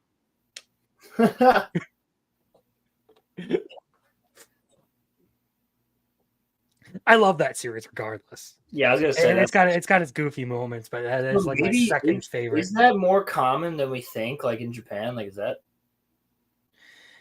Well, their dating is way different than it is here. I knew that.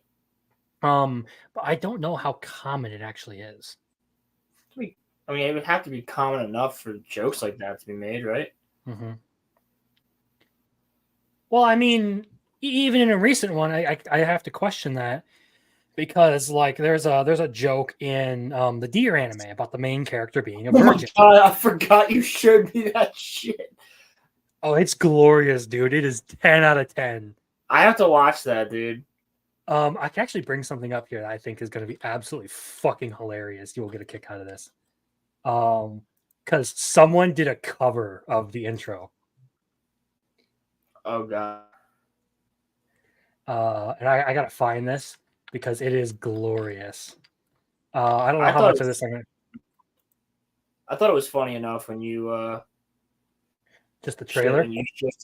What was the When you anime got Roman to watch it. Oh, dude. Yes.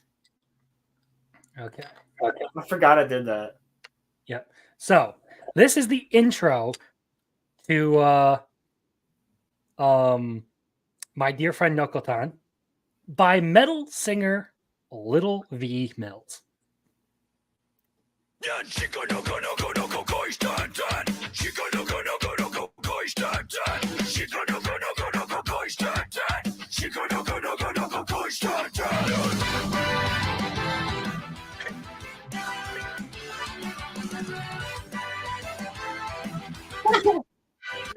I love this guy because he is not afraid to just do whatever. No shit's given.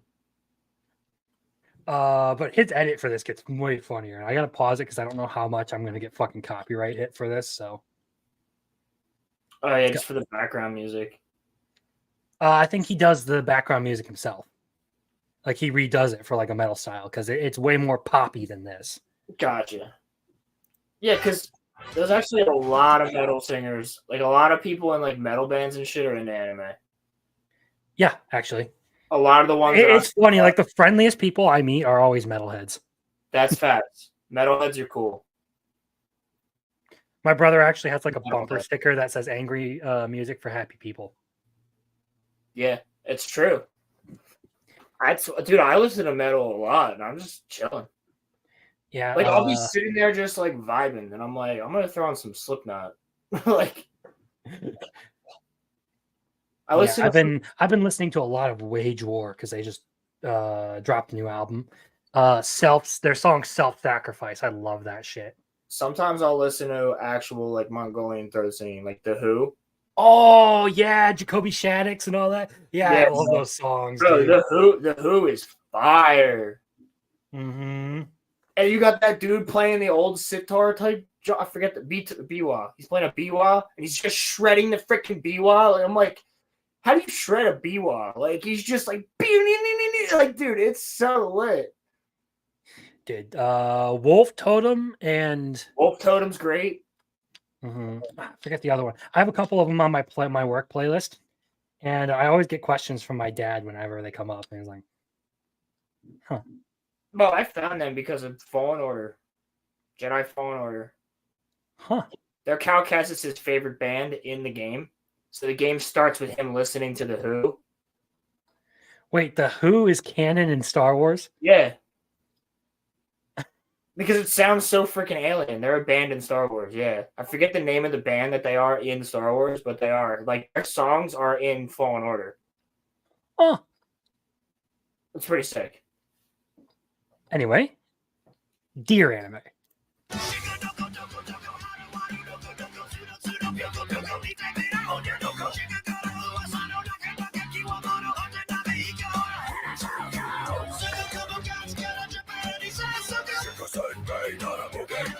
I just love that he's constantly angry in every fucking thing he does. He just that is his stick. He is just like the angry dude with sunglasses on. The other thing I will say though is I had to stop following this guy on Twitter because he's one of the like crazies. Oh, he is? That sucks. Yeah, he has like a biker vest with a trans flag on it. Yeah.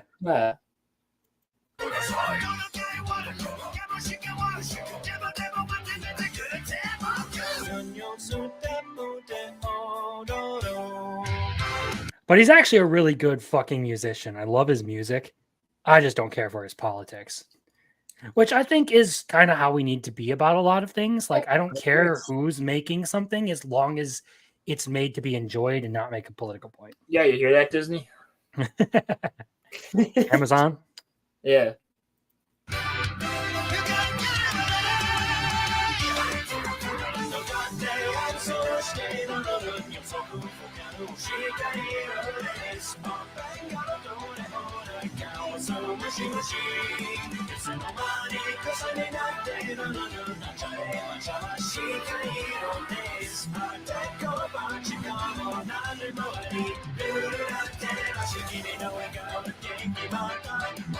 I thought that was actually an intro. You died. Yeah. I tagged Ivan in this when I posted it to the Weaves and Waifus Discord. He actually responded with "What the fuck, LOL." I was like, "Hey Ivan, you should make a reaction video on this." That'd be great. Because he said he actually likes the original song because it's really complicated and fun to play. So I was like, "Oh, hey, I remember they got a kick out of when Little V did a metal cover of Idol from Oshinoko." Mm-hmm. So why don't I tag Ivan in this one? Worth it. Totally. I feel like I saw you tag him in something recently, so I probably did see that. I know I've tagged Lethal in some stuff on like Twitter and all that. No, I'm talking about in the Discord. I'm in the Discord too. Are you? Never in there, yeah. Yeah, it's usually just me, Muffler Tape, Tuffety, and a couple of other guys. Kaze Cloud and Donuts Forever. Talking like isekai and shit and about why Rudius Grey Rat does not deserve the fucking PDF file and groomer allegations. Can people fuck off with that shit, please? Yep. Right, you and I met each other through that chat. Yeah, through the... Yeah, I forget that sometimes. Thanks to Weaves and Waifus. Yep, pretty much. But since we've covered the Deer anime, we're going to go into something else that the Deer anime has caused. Oh. One of the big topics for the night. So, how do you feel about localizers? Oh, this is what it is? Oh, I'm interested now. You know how I feel about localizers. Just get it correct. Yep. That's how I feel. That's how I feel. Just get it correct. Mm-hmm. Stop changing the original. Yeah, so here's the actual article I have. So this is going to spiral into a lot of different things that I have to cover that we can all like wrap into this one topic here. But English anime localizer claims My Dear Friend Nokotan subtitles controversy is an example of why, quote, we need to educate Japanese companies on what good localization looks like. Now, keep in mind, this is coming from one of the most notoriously bad localizers, if I'm not mistaken, Katrina Lanadakis. Bro, we need to educate the Japanese. What? So, to sort of like briefly give the utter hubris of this person. So to briefly give the context to this article, My Dear Friend Nokotan premiered last week, and I didn't notice anything wrong with it. I thought it was fine. I watched it subbed because that was the only version available at the time. There is now the first episode is in dub.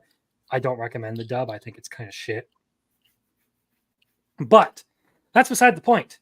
Apparently, according to the internet, the subs were done with AI translation by a company called Remao. And that has sparked an entire thing about like AI replacing localizers. And Crunchyroll, in the midst of that, disabled their comment section on every anime. Oh. And deleted all comments. Yes. Deleted on every anime? Holy shit. Mm-hmm. Now, that one, at first, people speculated it was because of the hate generated over using AI subtitles. But what is actually being credited with that move is, one, they want to get rid of user reviews. Two, there was a like BL, yaoi anime that came out that got a lot of like homophobic jokes and stuff aimed at it. So they just scrubbed the entire thing. They scrubbed the entire thing, yes. It was a convenient excuse. Anyway, so this is that basically brings us up to this. or localizers are now freaking out over being replaced by AI. And I've been on my tirade on Twitter. Follow me at Isaac Hendren, by the way, if you want to see any of my activity when I'm not at work or when I'm not, live and whatever.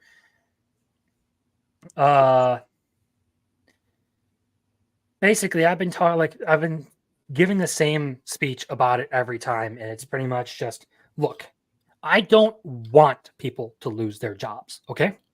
But let me paint this picture for you. I work remodeling. If I was belligerent and did not give a customer what they wanted, say they wanted their cabinets hung on the west wall and I did it on the east, they would be rightfully upset over my work. And if I then refuse to fix it, saying that I know better, that it's okay to do it this way, even though it's not what you wanted, they would have the right, if I just did that arbitrarily anyway, because there are like certain things that customers will ask you for that just aren't possible. If I did that arbitrarily for no other reason than I felt like it, they would have every right to say, you know what, we don't want to work with you. We are going to find someone else who will give us what we want. Your ass deserves to be canned if you cannot provide the service you are being paid to provide. Absolutely. All that out of the way, let's get into this article a little bit. An English localizer is citing the recent debacle regarding Remao's English language sub-release of My Dear Friend Nokotan as an example of why the West needs to educate Japanese studios as to what good localization looks like. So while watching the July 7th season premiere of the adorable animal slice of life comedy anime, My Dear Friend Nokotan, fans noticed something was amiss with the anime's English language subtitles. From choppy capitalization to random inserted punctuation to the occasional nonsensical line, almost every line of the episode subtitles were marred with some sort of blatant error. The version I watched didn't have any of that, okay? I never had any of those. I didn't see any of that shit, so I also did end up watching the dubbed version earlier than it was released for Suicide Squad Isekai. So that was a thing. Anyway, faced with such a bizarre translation, many fans began to speculate that the botched job may have been the work of AI. And though it currently remains unknown whether the subs were done by machine or human hand, the mere speculation of the fact prompted yet another round of AI localization discourse. Yep, I was right. It was Leonidakis. Let the record show I remembered correctly. So enter notorious Japanese to English localizer Katrina Leonidakis. And if you really want like good coverage of people like talking about this issue, there's a lady on the internet called Packer Girl. You can find her on Twitter and on YouTube. She covers a lot of this localization stuff way more precisely than I do. She's all over this. It's like her whole brand. Awesome. So go check her out if you're really interested in keeping up with this news. I'm just covering the big stuff that's kind of happened here. Perhaps best known for proudly boasting about how she ran roughshod over High Dive's English subtitles of My Life as Inukai-san's Dog and standing in defense of the trans localization of I Think I Turned My Childhood Friend Into a Girl. Leonidakis placed the blame for My Dear Friend Nokotan's terrible subtitles squarely on the shoulders of various Japanese studios involved in its production. Got something to say? Were you trying to say something in there? No, I just said pause of like the one. I think I turned my childhood friend into a what? Into a girl? That's an anime? Dude, there's one airing right now. Senpai is an Otokonoko. Which the translation of Otokonoko is boy, daughter. It's basically a guy who prefers to dress as a girl. Gotcha. Because he feels like he looks better in female clothes, but doesn't actually identify as female. As a cross-dresser. Pretty much, yeah. Except for it's not done in mockery. It's literally just like, I look better in this. Like, I'm not handsome and like manly. I'm cute and girly. Clip that. Fuck.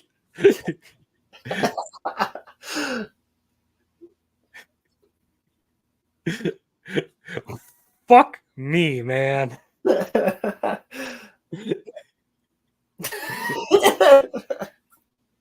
Yeah. You motherfucker. I'm not gonna clip it. Somebody will though. Maybe. We'll see. Anyway, speaking of Nokotan, a few people have pointed out oddities in the English subtitles. Two, mainly a ton of miscapitalization for sentences, proper nouns, and lack of split subtitles. She stated, "What's going on with this series? Did the licensor outsource the TL instead of using CR?" So yeah, here's actually like the hashtag human translator. Fucking cringe. What is that? What? Where is it? Where's my fucking clip for that? Oh, right here it is.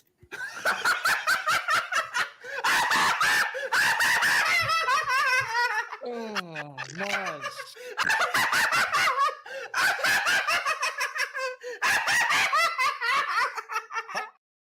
That clip goes on for like 30 seconds. Bro, the fact that he like literally is like, it's so good. He had like full on Joker laugh. Yeah, Lethal was losing to that, right? Oh, dude, you want to know the context for that clip? I think Oh, it's before. Basically, he has his Gronk Squad podcast. Yeah, yeah. And they have Gronking on Dogs is what it's called. Their Gronk Squad is their gaming channel, and they had to upload a 2.5-hour video to that channel one day, and Mazza was supposed to upload it to that channel, and he uploaded it to the wrong channel. Yeah. So he had to re-upload it. That's why Lethal was laughing, because oof. Yeah, I'd probably laugh that hard too. I mean, I'd feel bad, but I'd also laugh at you. Not you, but like. Continuing on with Katrina Lanadakis, hashtag human translator. That sounds like something you would make for a bot account, by the way. That sounds a little bit too close to something else. Like every time you say that, human I'm like, what? Oh, yeah, translator. My camera decided it was going to go out. Fuck me. There we go. I touched a cord. So it's not unheard of for JP companies to do their own loc, but when they don't know how localization works or what good localization looks like, it often ends up with disasters like these. She then acknowledged, "Source, I've been hired a good amount of times to fix protocol provided translations. This is why educating creators, whether they're filmmakers, animation companies, writers, game developers, etc., is so important." The Tokyo Mew Mew localization emphasized. Good translation is a profit enabler. Bad translation just makes you look cheap and uncaring. The Gushing Over Magical Girls English localizer continued on her My Dear Friend Nokotan localization crusade in response to a little bit of Jean's tweet on the anime's English dub. This is one of the strangest localization decisions I've seen in a long time. Even if the subscript is extremely workable, adapters in all languages have to tool it or lip flap, shot lengths, etc. The only reason I can see them doing this, the Japanese company told them to. So basically, she's complaining that they went with like a more direct translation. And look, the goal isn't like a perfectly direct translation with this stuff. That's not like, because obviously when you directly translate this, dude, I've been learning Japanese for like for over a year at this point. And I can tell you that sometimes the translations, just because of like the cultural the cultural norm of using certain words that translate to certain things in English, you would not translate. They do not translate well. Okay. Like, it's not just the meaning and the structure that's a problem. It's also like the cultural norms of the words they use. Like,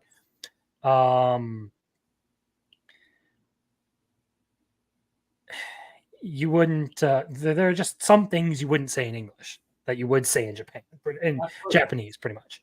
So the idea basically is make it as close to possible, like make it sound good, make it as close to possible as you can without putting in any of your own jokes, without memifying it. We do not need a Wincest joke in Alia sometimes hides her feelings in Russian. Okay? We just want what the author said as close as possible to what they said. Yeah. I think most people would agree with that. And most people do, yeah. That's Yeah. the kind of thing. The thing is, though, people started like really pearl clutching over people are going to lose their jobs to AI. And again, I have to say, if you're not going to provide us the service that we want, your ass deserves to get canned. See ya. Like, Roland, what would happen if a customer came in and they were asking you for something and you just refused to give it to them and insisted that something else was better over and over and over again? Well, this is funny. I can't really use my job because that is part of my job, is to tell them that they're wrong. Because we do have so many people that come in and they're like, no, I need this. And I'm like, well, if you do that, you're going to be causing yourself a world of problems, or that's going to kill that. Literally. Well, I like it because it looks good. All right, you can buy it, but don't complain when it kills the other thing. You know what I mean? So, like, that part kind of is part of my job. To be like, you're wrong. Fair enough. But then some people actually, but I get what you're saying, right? Yeah. Like, some of that is true. Like, I do, like I said earlier, there is some extent where you do have to correct customers. Sometimes they want things that are unrealistic. But this is not unrealistic. This is like going into a grocery store and talking to somebody at the grocery store and going, or even better yet, like a GameStop or some shit. You walk in there, you're like, I want Call of Duty. Give me Call of Duty. And they're like, well, what about Animal Crossing? And you're like, no, like, I want to play Call of Duty. This is what I got. They're like, well, even though it's Call of Duty all right here, no, you're going to get Animal Crossing. I want Call of Duty for the PlayStation 4. How about Halo? Well, I just said PlayStation 4. Yeah. Well, no, you're going to get it. Halo's better. Halo's better. Has better multiplayer. Has better story. But I don't have an Xbox. All right. But I can't play it. Do you have a PC? Here's Halo. Like, yes, it's the same shit. It's like going to a grocery store and being like, I want that cut of steak. And they're like, well, what about turkey instead? It's like, no, I'm getting steak. And it's like, actually, you're not. We're going to sell you only turkey. Just you. The steak is for us. Like, there's no steak here. Even though you can see the fucking steak sitting there, like, we're out. And not just like one like little like part of a turkey, like a leg. No, we're going to sell you the whole bird because we think it's funny. Because we think you'll actually need this more than just the leg. Well, I'm vegetarian. Well, no, you're not. You know what I'm saying? Like, well, by my religion, I can't eat this meat. No, you're going to. Oh, you're Muslim? Here's some bacon. Yeah, you can only buy pork from this store. Like, it's like you walk up, and it's not even like it's the manager. It's like you're walking up to a goddamn cashier. Someone who's making like $8 an hour if they're lucky, and like they're the one giving you the problem. Like, yo, can I get like a reusable bag? No, I'm gonna give you these shitty plastic ones, and I won't double bag it. Like, shit is so stupid. Like, yeah, if you're not doing that, like, I've worked in a grocery store when I was a teenager. Like, you'd be fired on the spot in my grocery store for being an asshole like that. Like, unprovoked. Fuck. Dude, I would get fired from my current job if I was an asshole unprovoked. Unprovoked. I'd probably still get shit for being a dick, but I wouldn't get fired if it was like necessarily being like, all right, dude, fuck off, get out of the store, or something like that. But if it was like me just literally having a bad day and I was like, you know what? You asked for that. I'm going to give you the sick fish instead. That's more like it. Right. They're like, no, give me the best looking one in there. And I'm like, yeah, I'm just going to catch this sick one and bag it up and put the price on it. Carry this to the front. Like, yeah, it's like we're not asking for something unrealistic here. What we were saying is we don't think you are funny. You're not improving the script by adding these jokes in. No one cares about you adjusting lines to fit ADR and scene length, okay? We get it. The issue is when you decide to go out of your way to add in stuff like the Dragon Maid dub or Lovely Complex, or to change out Lolicon for PDF file, which there is a specific difference in the culture. There is. Oh, yeah. Because I had to look into this for my most recent video, for my upcoming video, I should say. Like looking up the actual difference in definition between those two things. Yeah, I once knew somebody that actually went to like a Lolicon before. No, they don't. Or something like that. The thing is, there's a line to be drawn there. Like, I definitely don't approve of the dojins that do disgusting things with lowly characters. Yes. Okay? Well, Those are illegal in the United States, by the way. Yes. And it was somebody I knew on Xbox, and it was a chick, but anyway, makes it weird, but still weird. But yeah, it's like we want you to stop inserting your own politics and beliefs into this. Tell the story as it is. It's that simple, and it's only like the Western countries, like Spanish ain't doing it. Yeah, it's like North America and the UK. Like nobody else is really doing that.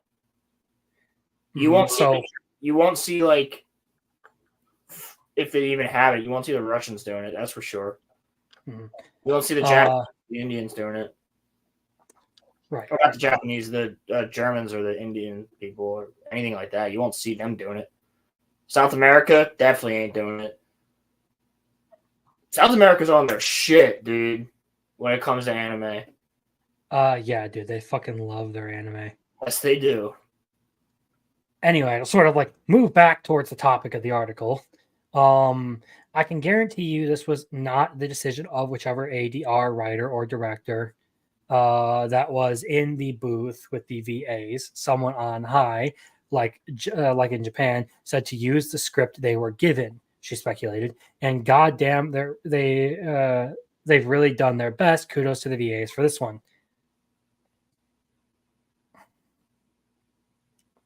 Their best. I've worked on projects where the Japanese licensors demanded we use their dub script, she explained. I've been a voice in the argument for why we should or shouldn't change certain dialogue lines. We had to pick and choose our battles to change the worst ones, which isn't surprising. But the issue is what are you defining as the worst? Yeah, that's subjective. That's subjective to you. Yeah. To this end, Leonidakis reiterated, this is why we need to educate companies on what good localization looks like and how to do it, because when they try to do it themselves, you end up with this. I feel so bad for all the voice actors excitedly coming to social media to announce their roles, many of them their first anime roles. Unfortunately, they're saddled with a script they didn't ask for and a boatload of upset fans who are now going to ask them why. A script they didn't ask for. Give me one actor with a script that they asked for. Yeah. An updated version of the English sub release of my dear friend Nokotan's first episode has since been uploaded to Remau's YouTube channel. that is such a stupid point because if you're an actor, you are paid to legitimately read a script, not have a say in it. If Yeah, you're and someone who's higher up, like, don't get me wrong, use Star Wars as an example. Like, I'm actually going to go to Twitter here really quick to but find something. But go off. so Ewan McGregor and Samuel Jackson and Liam Neeson, Mhm. they all in the prequels, and Christopher Lee. Actually, it's even better to use Christopher Lee, Samuel Jackson, and Ewan McGregor. They were established actors, right? They had some pull behind the scenes. So when George gave them the script, they were able to use a little bit of that pull and be like, hey, I think we should tweak this, tweak that, whatever. Hayden Christensen did none of that because Hayden Christensen did not have any pull behind the scenes. He was a brand new actor. This was the biggest role of his life, and he just did what he was told. That's why people get mad at or don't like, son. It's rough, coarse, and irritating, and it gets everywhere. Whatever. I never cared about that line, but a lot of people do. Whereas Samuel Jackson could have literally changed the script because guess what? He was around for a long time, but that is rare. That is rare. Now I'm sure towards the end of the MCU, I'm talking like Infinity War and Endgame, same thing happened. Same thing happened during Lord of the Rings, but a lot of those actors would not touch the script because they had faith in the scriptwriter. None of these people have faith in the scriptwriters. So I actually found not much faith in anyway, but you don't have pull just because you're an actor. You have to be somebody first. And then even still, a lot of times, like you try and pull that shit with Tarantino, he's gonna say, fuck no, I'm not changing the script. It depends on who you're working with.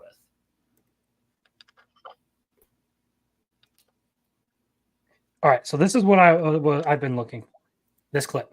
So this is Fire Emblem, the US versus the Japan version. I've heard about this. And just look at the difference between the two.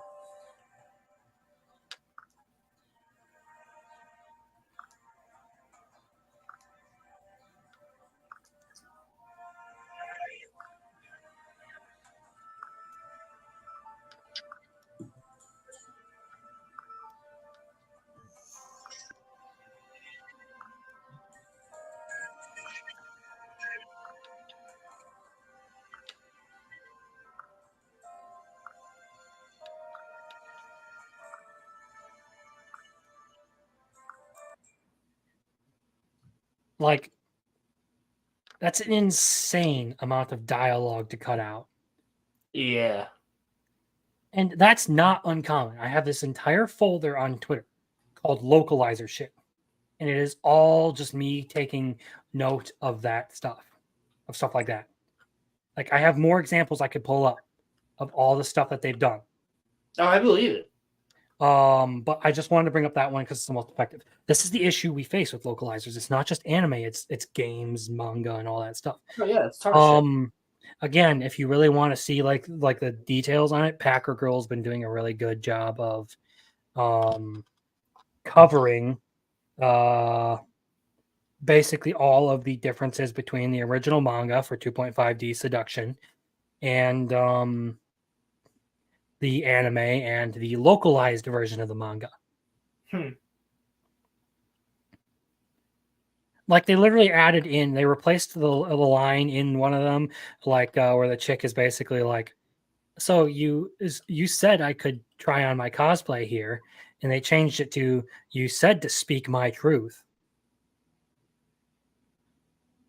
Bruh. Yeah. So localizers basically burned the bridges that they had. Like you're in an area of the internet where keeping your fans happy is the most important lifeline of your job. Pretty much. Because the moment your fans are unhappy, companies can easily replace you. Also, your localizers as a whole, whether they actually were a part of this or not, if they weren't a part of this, they didn't speak out against it. There's been radio silence from people who are actually good localizers. Yeah. And now AI threatens to take it over. And I'm not happy about people losing their jobs. That sucks. That's fucking awful. I feel like I watched a friend go through that for the most bullshit fucking reasons. But also, There was no reason for him to have to go through that, but it did.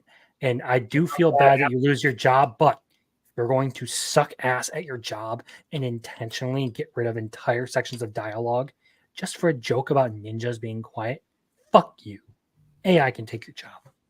yeah, I mean, if you're not gonna do it, right? Yeah. It's the same thing as like you're not doing your job, you get fired and replaced by someone who will do your job. Pretty much. I've seen that happen at my work. I've seen it happen in my job. Yeah, I've seen it happen in my job straight up because my manager will come out and be like, "Is that person still bullshitting around?" Like, yeah. They're like, all right, they won't be here much longer. Guess who's not on the schedule next week? Like I watched guys literally get fired because they refuse to follow the boss's instructions. Yeah. And in one case, it was literally because the guy caused tons of damage by doing so, but he had specifically been told not to do a certain thing, and he did it anyway. Yeah, I've seen that happen in restoration. I watched somebody. Let me just say, it is really, really easy to quickly fuck shit up with a sawzall. Oh yeah. And I actually was responsible for some of that this week, but the repairs won't be that bad. So. Well, there's a difference between misunderstanding the directive and actually. There's a difference between accidentally hitting a vent stack that I couldn't see inside a wall and someone taking a sawzall to a header over a bunch of windows and cutting the nailing flanges off.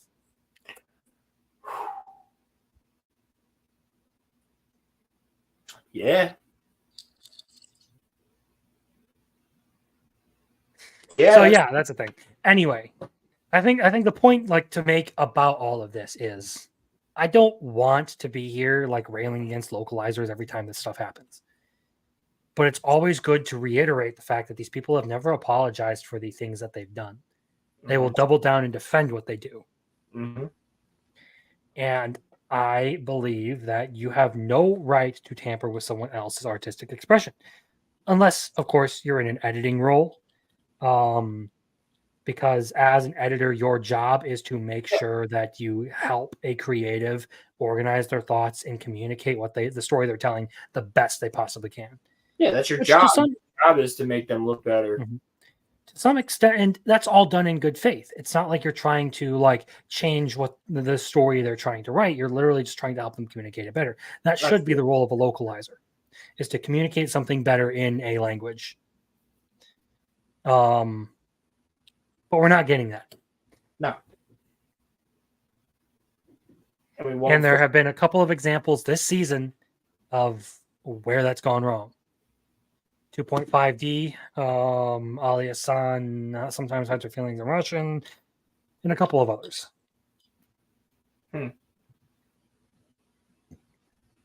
Romance stuff, ironically.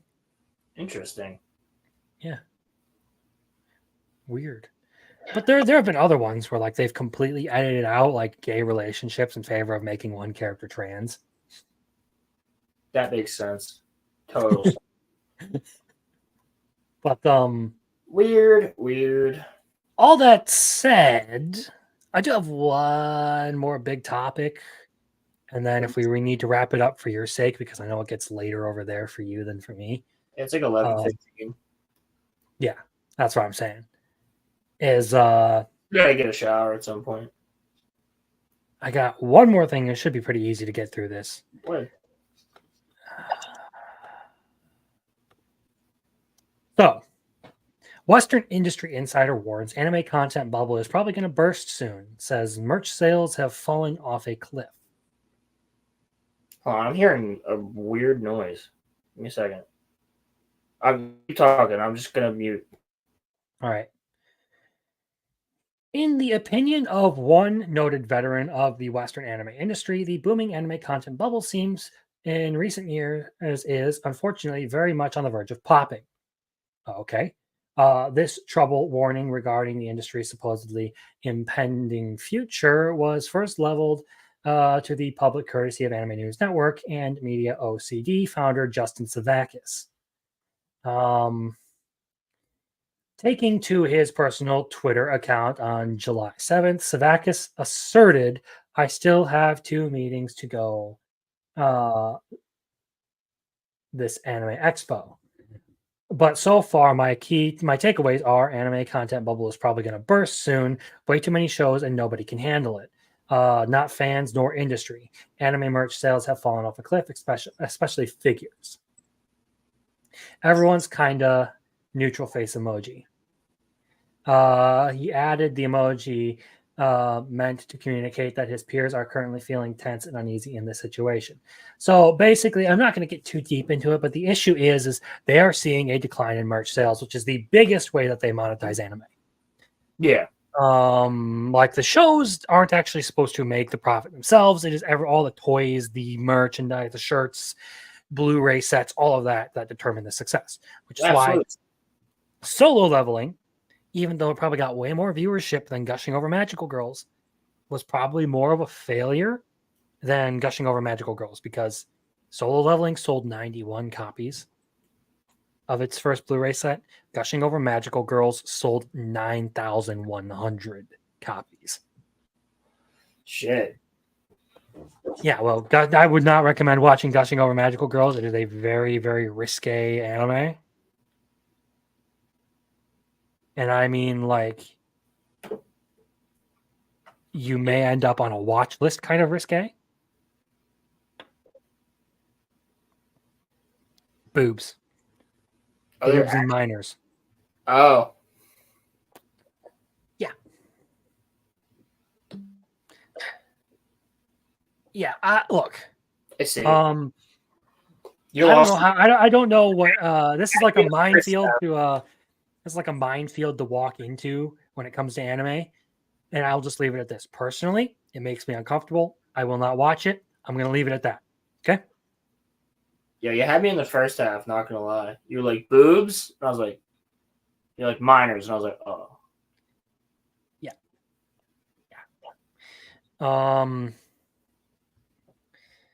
Like it's not for me. Okay. I can't really say to the legality of it. But me personally, it makes me rest of the line. It makes me feel dirty to watch something like that. I do not like it, so therefore I won't. Yeah, there's been a couple that I've been like, I wonder what this is. I watched the first episode, and I'm like, nope. Like Jobless Reincarnation I can handle because they don't actually really show anything. They just imply a lot of stuff. Like even the episode where the main character unknowingly strips his female childhood friend for a bath without realizing she's a chick. Like they never show anything inappropriate there. Yeah, but that happens in so many different anime. Like, yeah, like you have so much stuff where it's like left to imagination that it's like, all right. Even like even when like the main character actually like gets it on later in the series, like when he's like 13 to 16, they never show any of it. It's literally just, all right, he's on top, he's like crawling over this girl in bed, and then cuts to the next morning. Right. Anyway, the point is like I completely bunny trailed and like got away from what I was trying to say with this. Basically what I wanted to bring up with this is the sound is bad. Very, very loudly.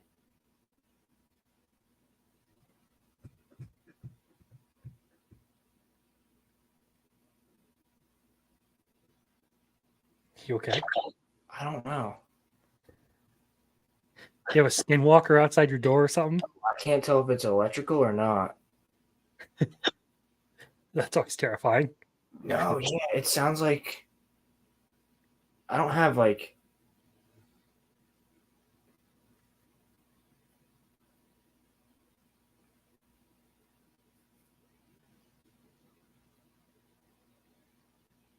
Bro, it sounds like an animal's in my room. Like a squirrel getting near like attic or your walls or something? Oh, I can't tell.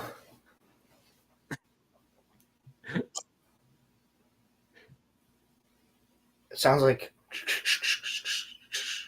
but it could be the Wi-Fi being weird.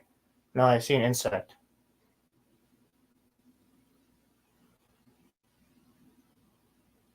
You're not going to have another centipede come crawling out at you, are you? I'll assassinate that son of a bitch. Was that on the Roller Romecast or was that on here? I don't know where that was, but I killed that fucker.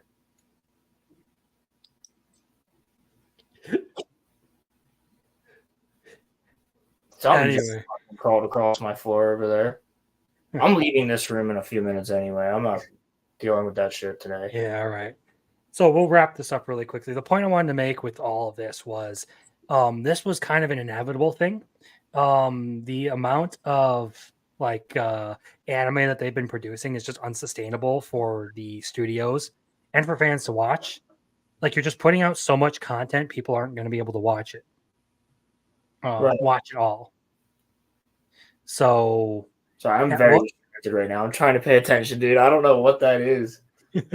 I don't know what is in my room right now. I'm literally hearing like, but it's like, then I see this little thing just like, it sounded literally like a mouse scratching or something. I don't have mice in this house.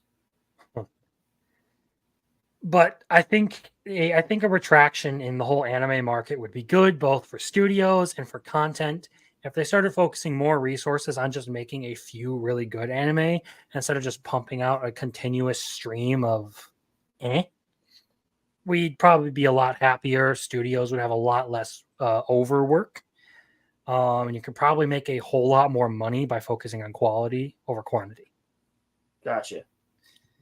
That was kind of what I wanted to get to, and that's really it. This is something I figured would happen eventually, but probably a little sooner than I expected. Either way, honestly, that's about everything that I can cover. I would bring up memes and some other stuff tonight, but we've been going for almost 2.5 hours now. It's kind of a bit of a long one, and well, I get tired, and I don't like to sit here and talk all night. So we're going to let the man who got off work and then came right on stream get out of here. So with that, we're going to wrap it up. So, Rolo, is there anything that you want to plug? Yeah, the Roller Rumcast is tomorrow, 5 o'clock Eastern, because we both had a crazy week this week, and we will figure out how we're going to do it. We might have to actually wait until next Sunday again, because I'm going to be away from Friday to Sunday. I'll be back Sunday afternoon. So, yeah, so I'll figure it out with Roman. We might have to forego next week because I'm off Monday. It doesn't make a lick of sense to do a Roller Rumcast and then a Roller Rumcast back to back on Sunday and Monday. What are we going to talk about? I don't know, maybe Roman's exceptions. Well, there's always that. That list continues to grow, but God. But yeah. So yeah, I guess that's the next place you'll see me tomorrow on the RG Energy channel, 5 o'clock Eastern. We might start a little earlier if I can get them to do that, if I'm home in time. But I'll probably be chilling. Yeah, so yeah, we'll be on then, and then sometime next week we'll hit one. If not, I'll have him make a post and let everybody know that we'll get back to him next week. Thank God the Acolyte is over on Tuesday, so I can have a break before Rings of Power comes out. Even if it's a palate cleanser with House of the Dragon, right? Cleanse with House of the Dragon. Probably rewatch that entire season before Rings of Power, or watch up to where it's at. And yeah, that's basically it. You can always find me at Rolo Films and Rolo Lord on Rolo Films on Instagram for some sick anime edits. No, I haven't made one in forever, but you can go check them out if you want to. And then yeah, Rolo Lord, I think. Yeah, Rolo Lord on X. I tweet sometimes when I feel like it. So yeah. All right. And if you're here, this is my live channel. My actual channel is called Crimson Law, and you should be able to find the link in the info underneath my name on this channel. You can also follow me at Isaac Hendren on Twitter if you want to keep up with my shenanigans. Otherwise, next week sometime I'm going to try and make it get this video done so I can post the first part of my big project I've been working on, A Tale of Two Protagonists. Why Rudius Greyrat and Subaru Natsuki are some of the most misunderstood and misrepresented characters in all of anime. So look forward to that. Subscribe to both Crimson Law and Crimson Live if you're watching this. I really do appreciate it. Those actions are free, by the way. And all that'll come of it is you'll just see my videos pop up every now and again. Okay, that's all I want you to do. Otherwise, thank you for giving me a little bit of time to even check this out, and for thinking I might be worth listening to. I appreciate it. Hope you don't lurk and actually join in the real chat, the live chat next time. Yes. It'd be great to have people to talk to. I love seeing it. We have fun with the chat. Hail Pilgrim, keeping the chat alive. Somewhat. Anyway, I'm going to play us out. My problem is that you're a real asshole. People tell me that a lot. I would say that it's one of my strong points.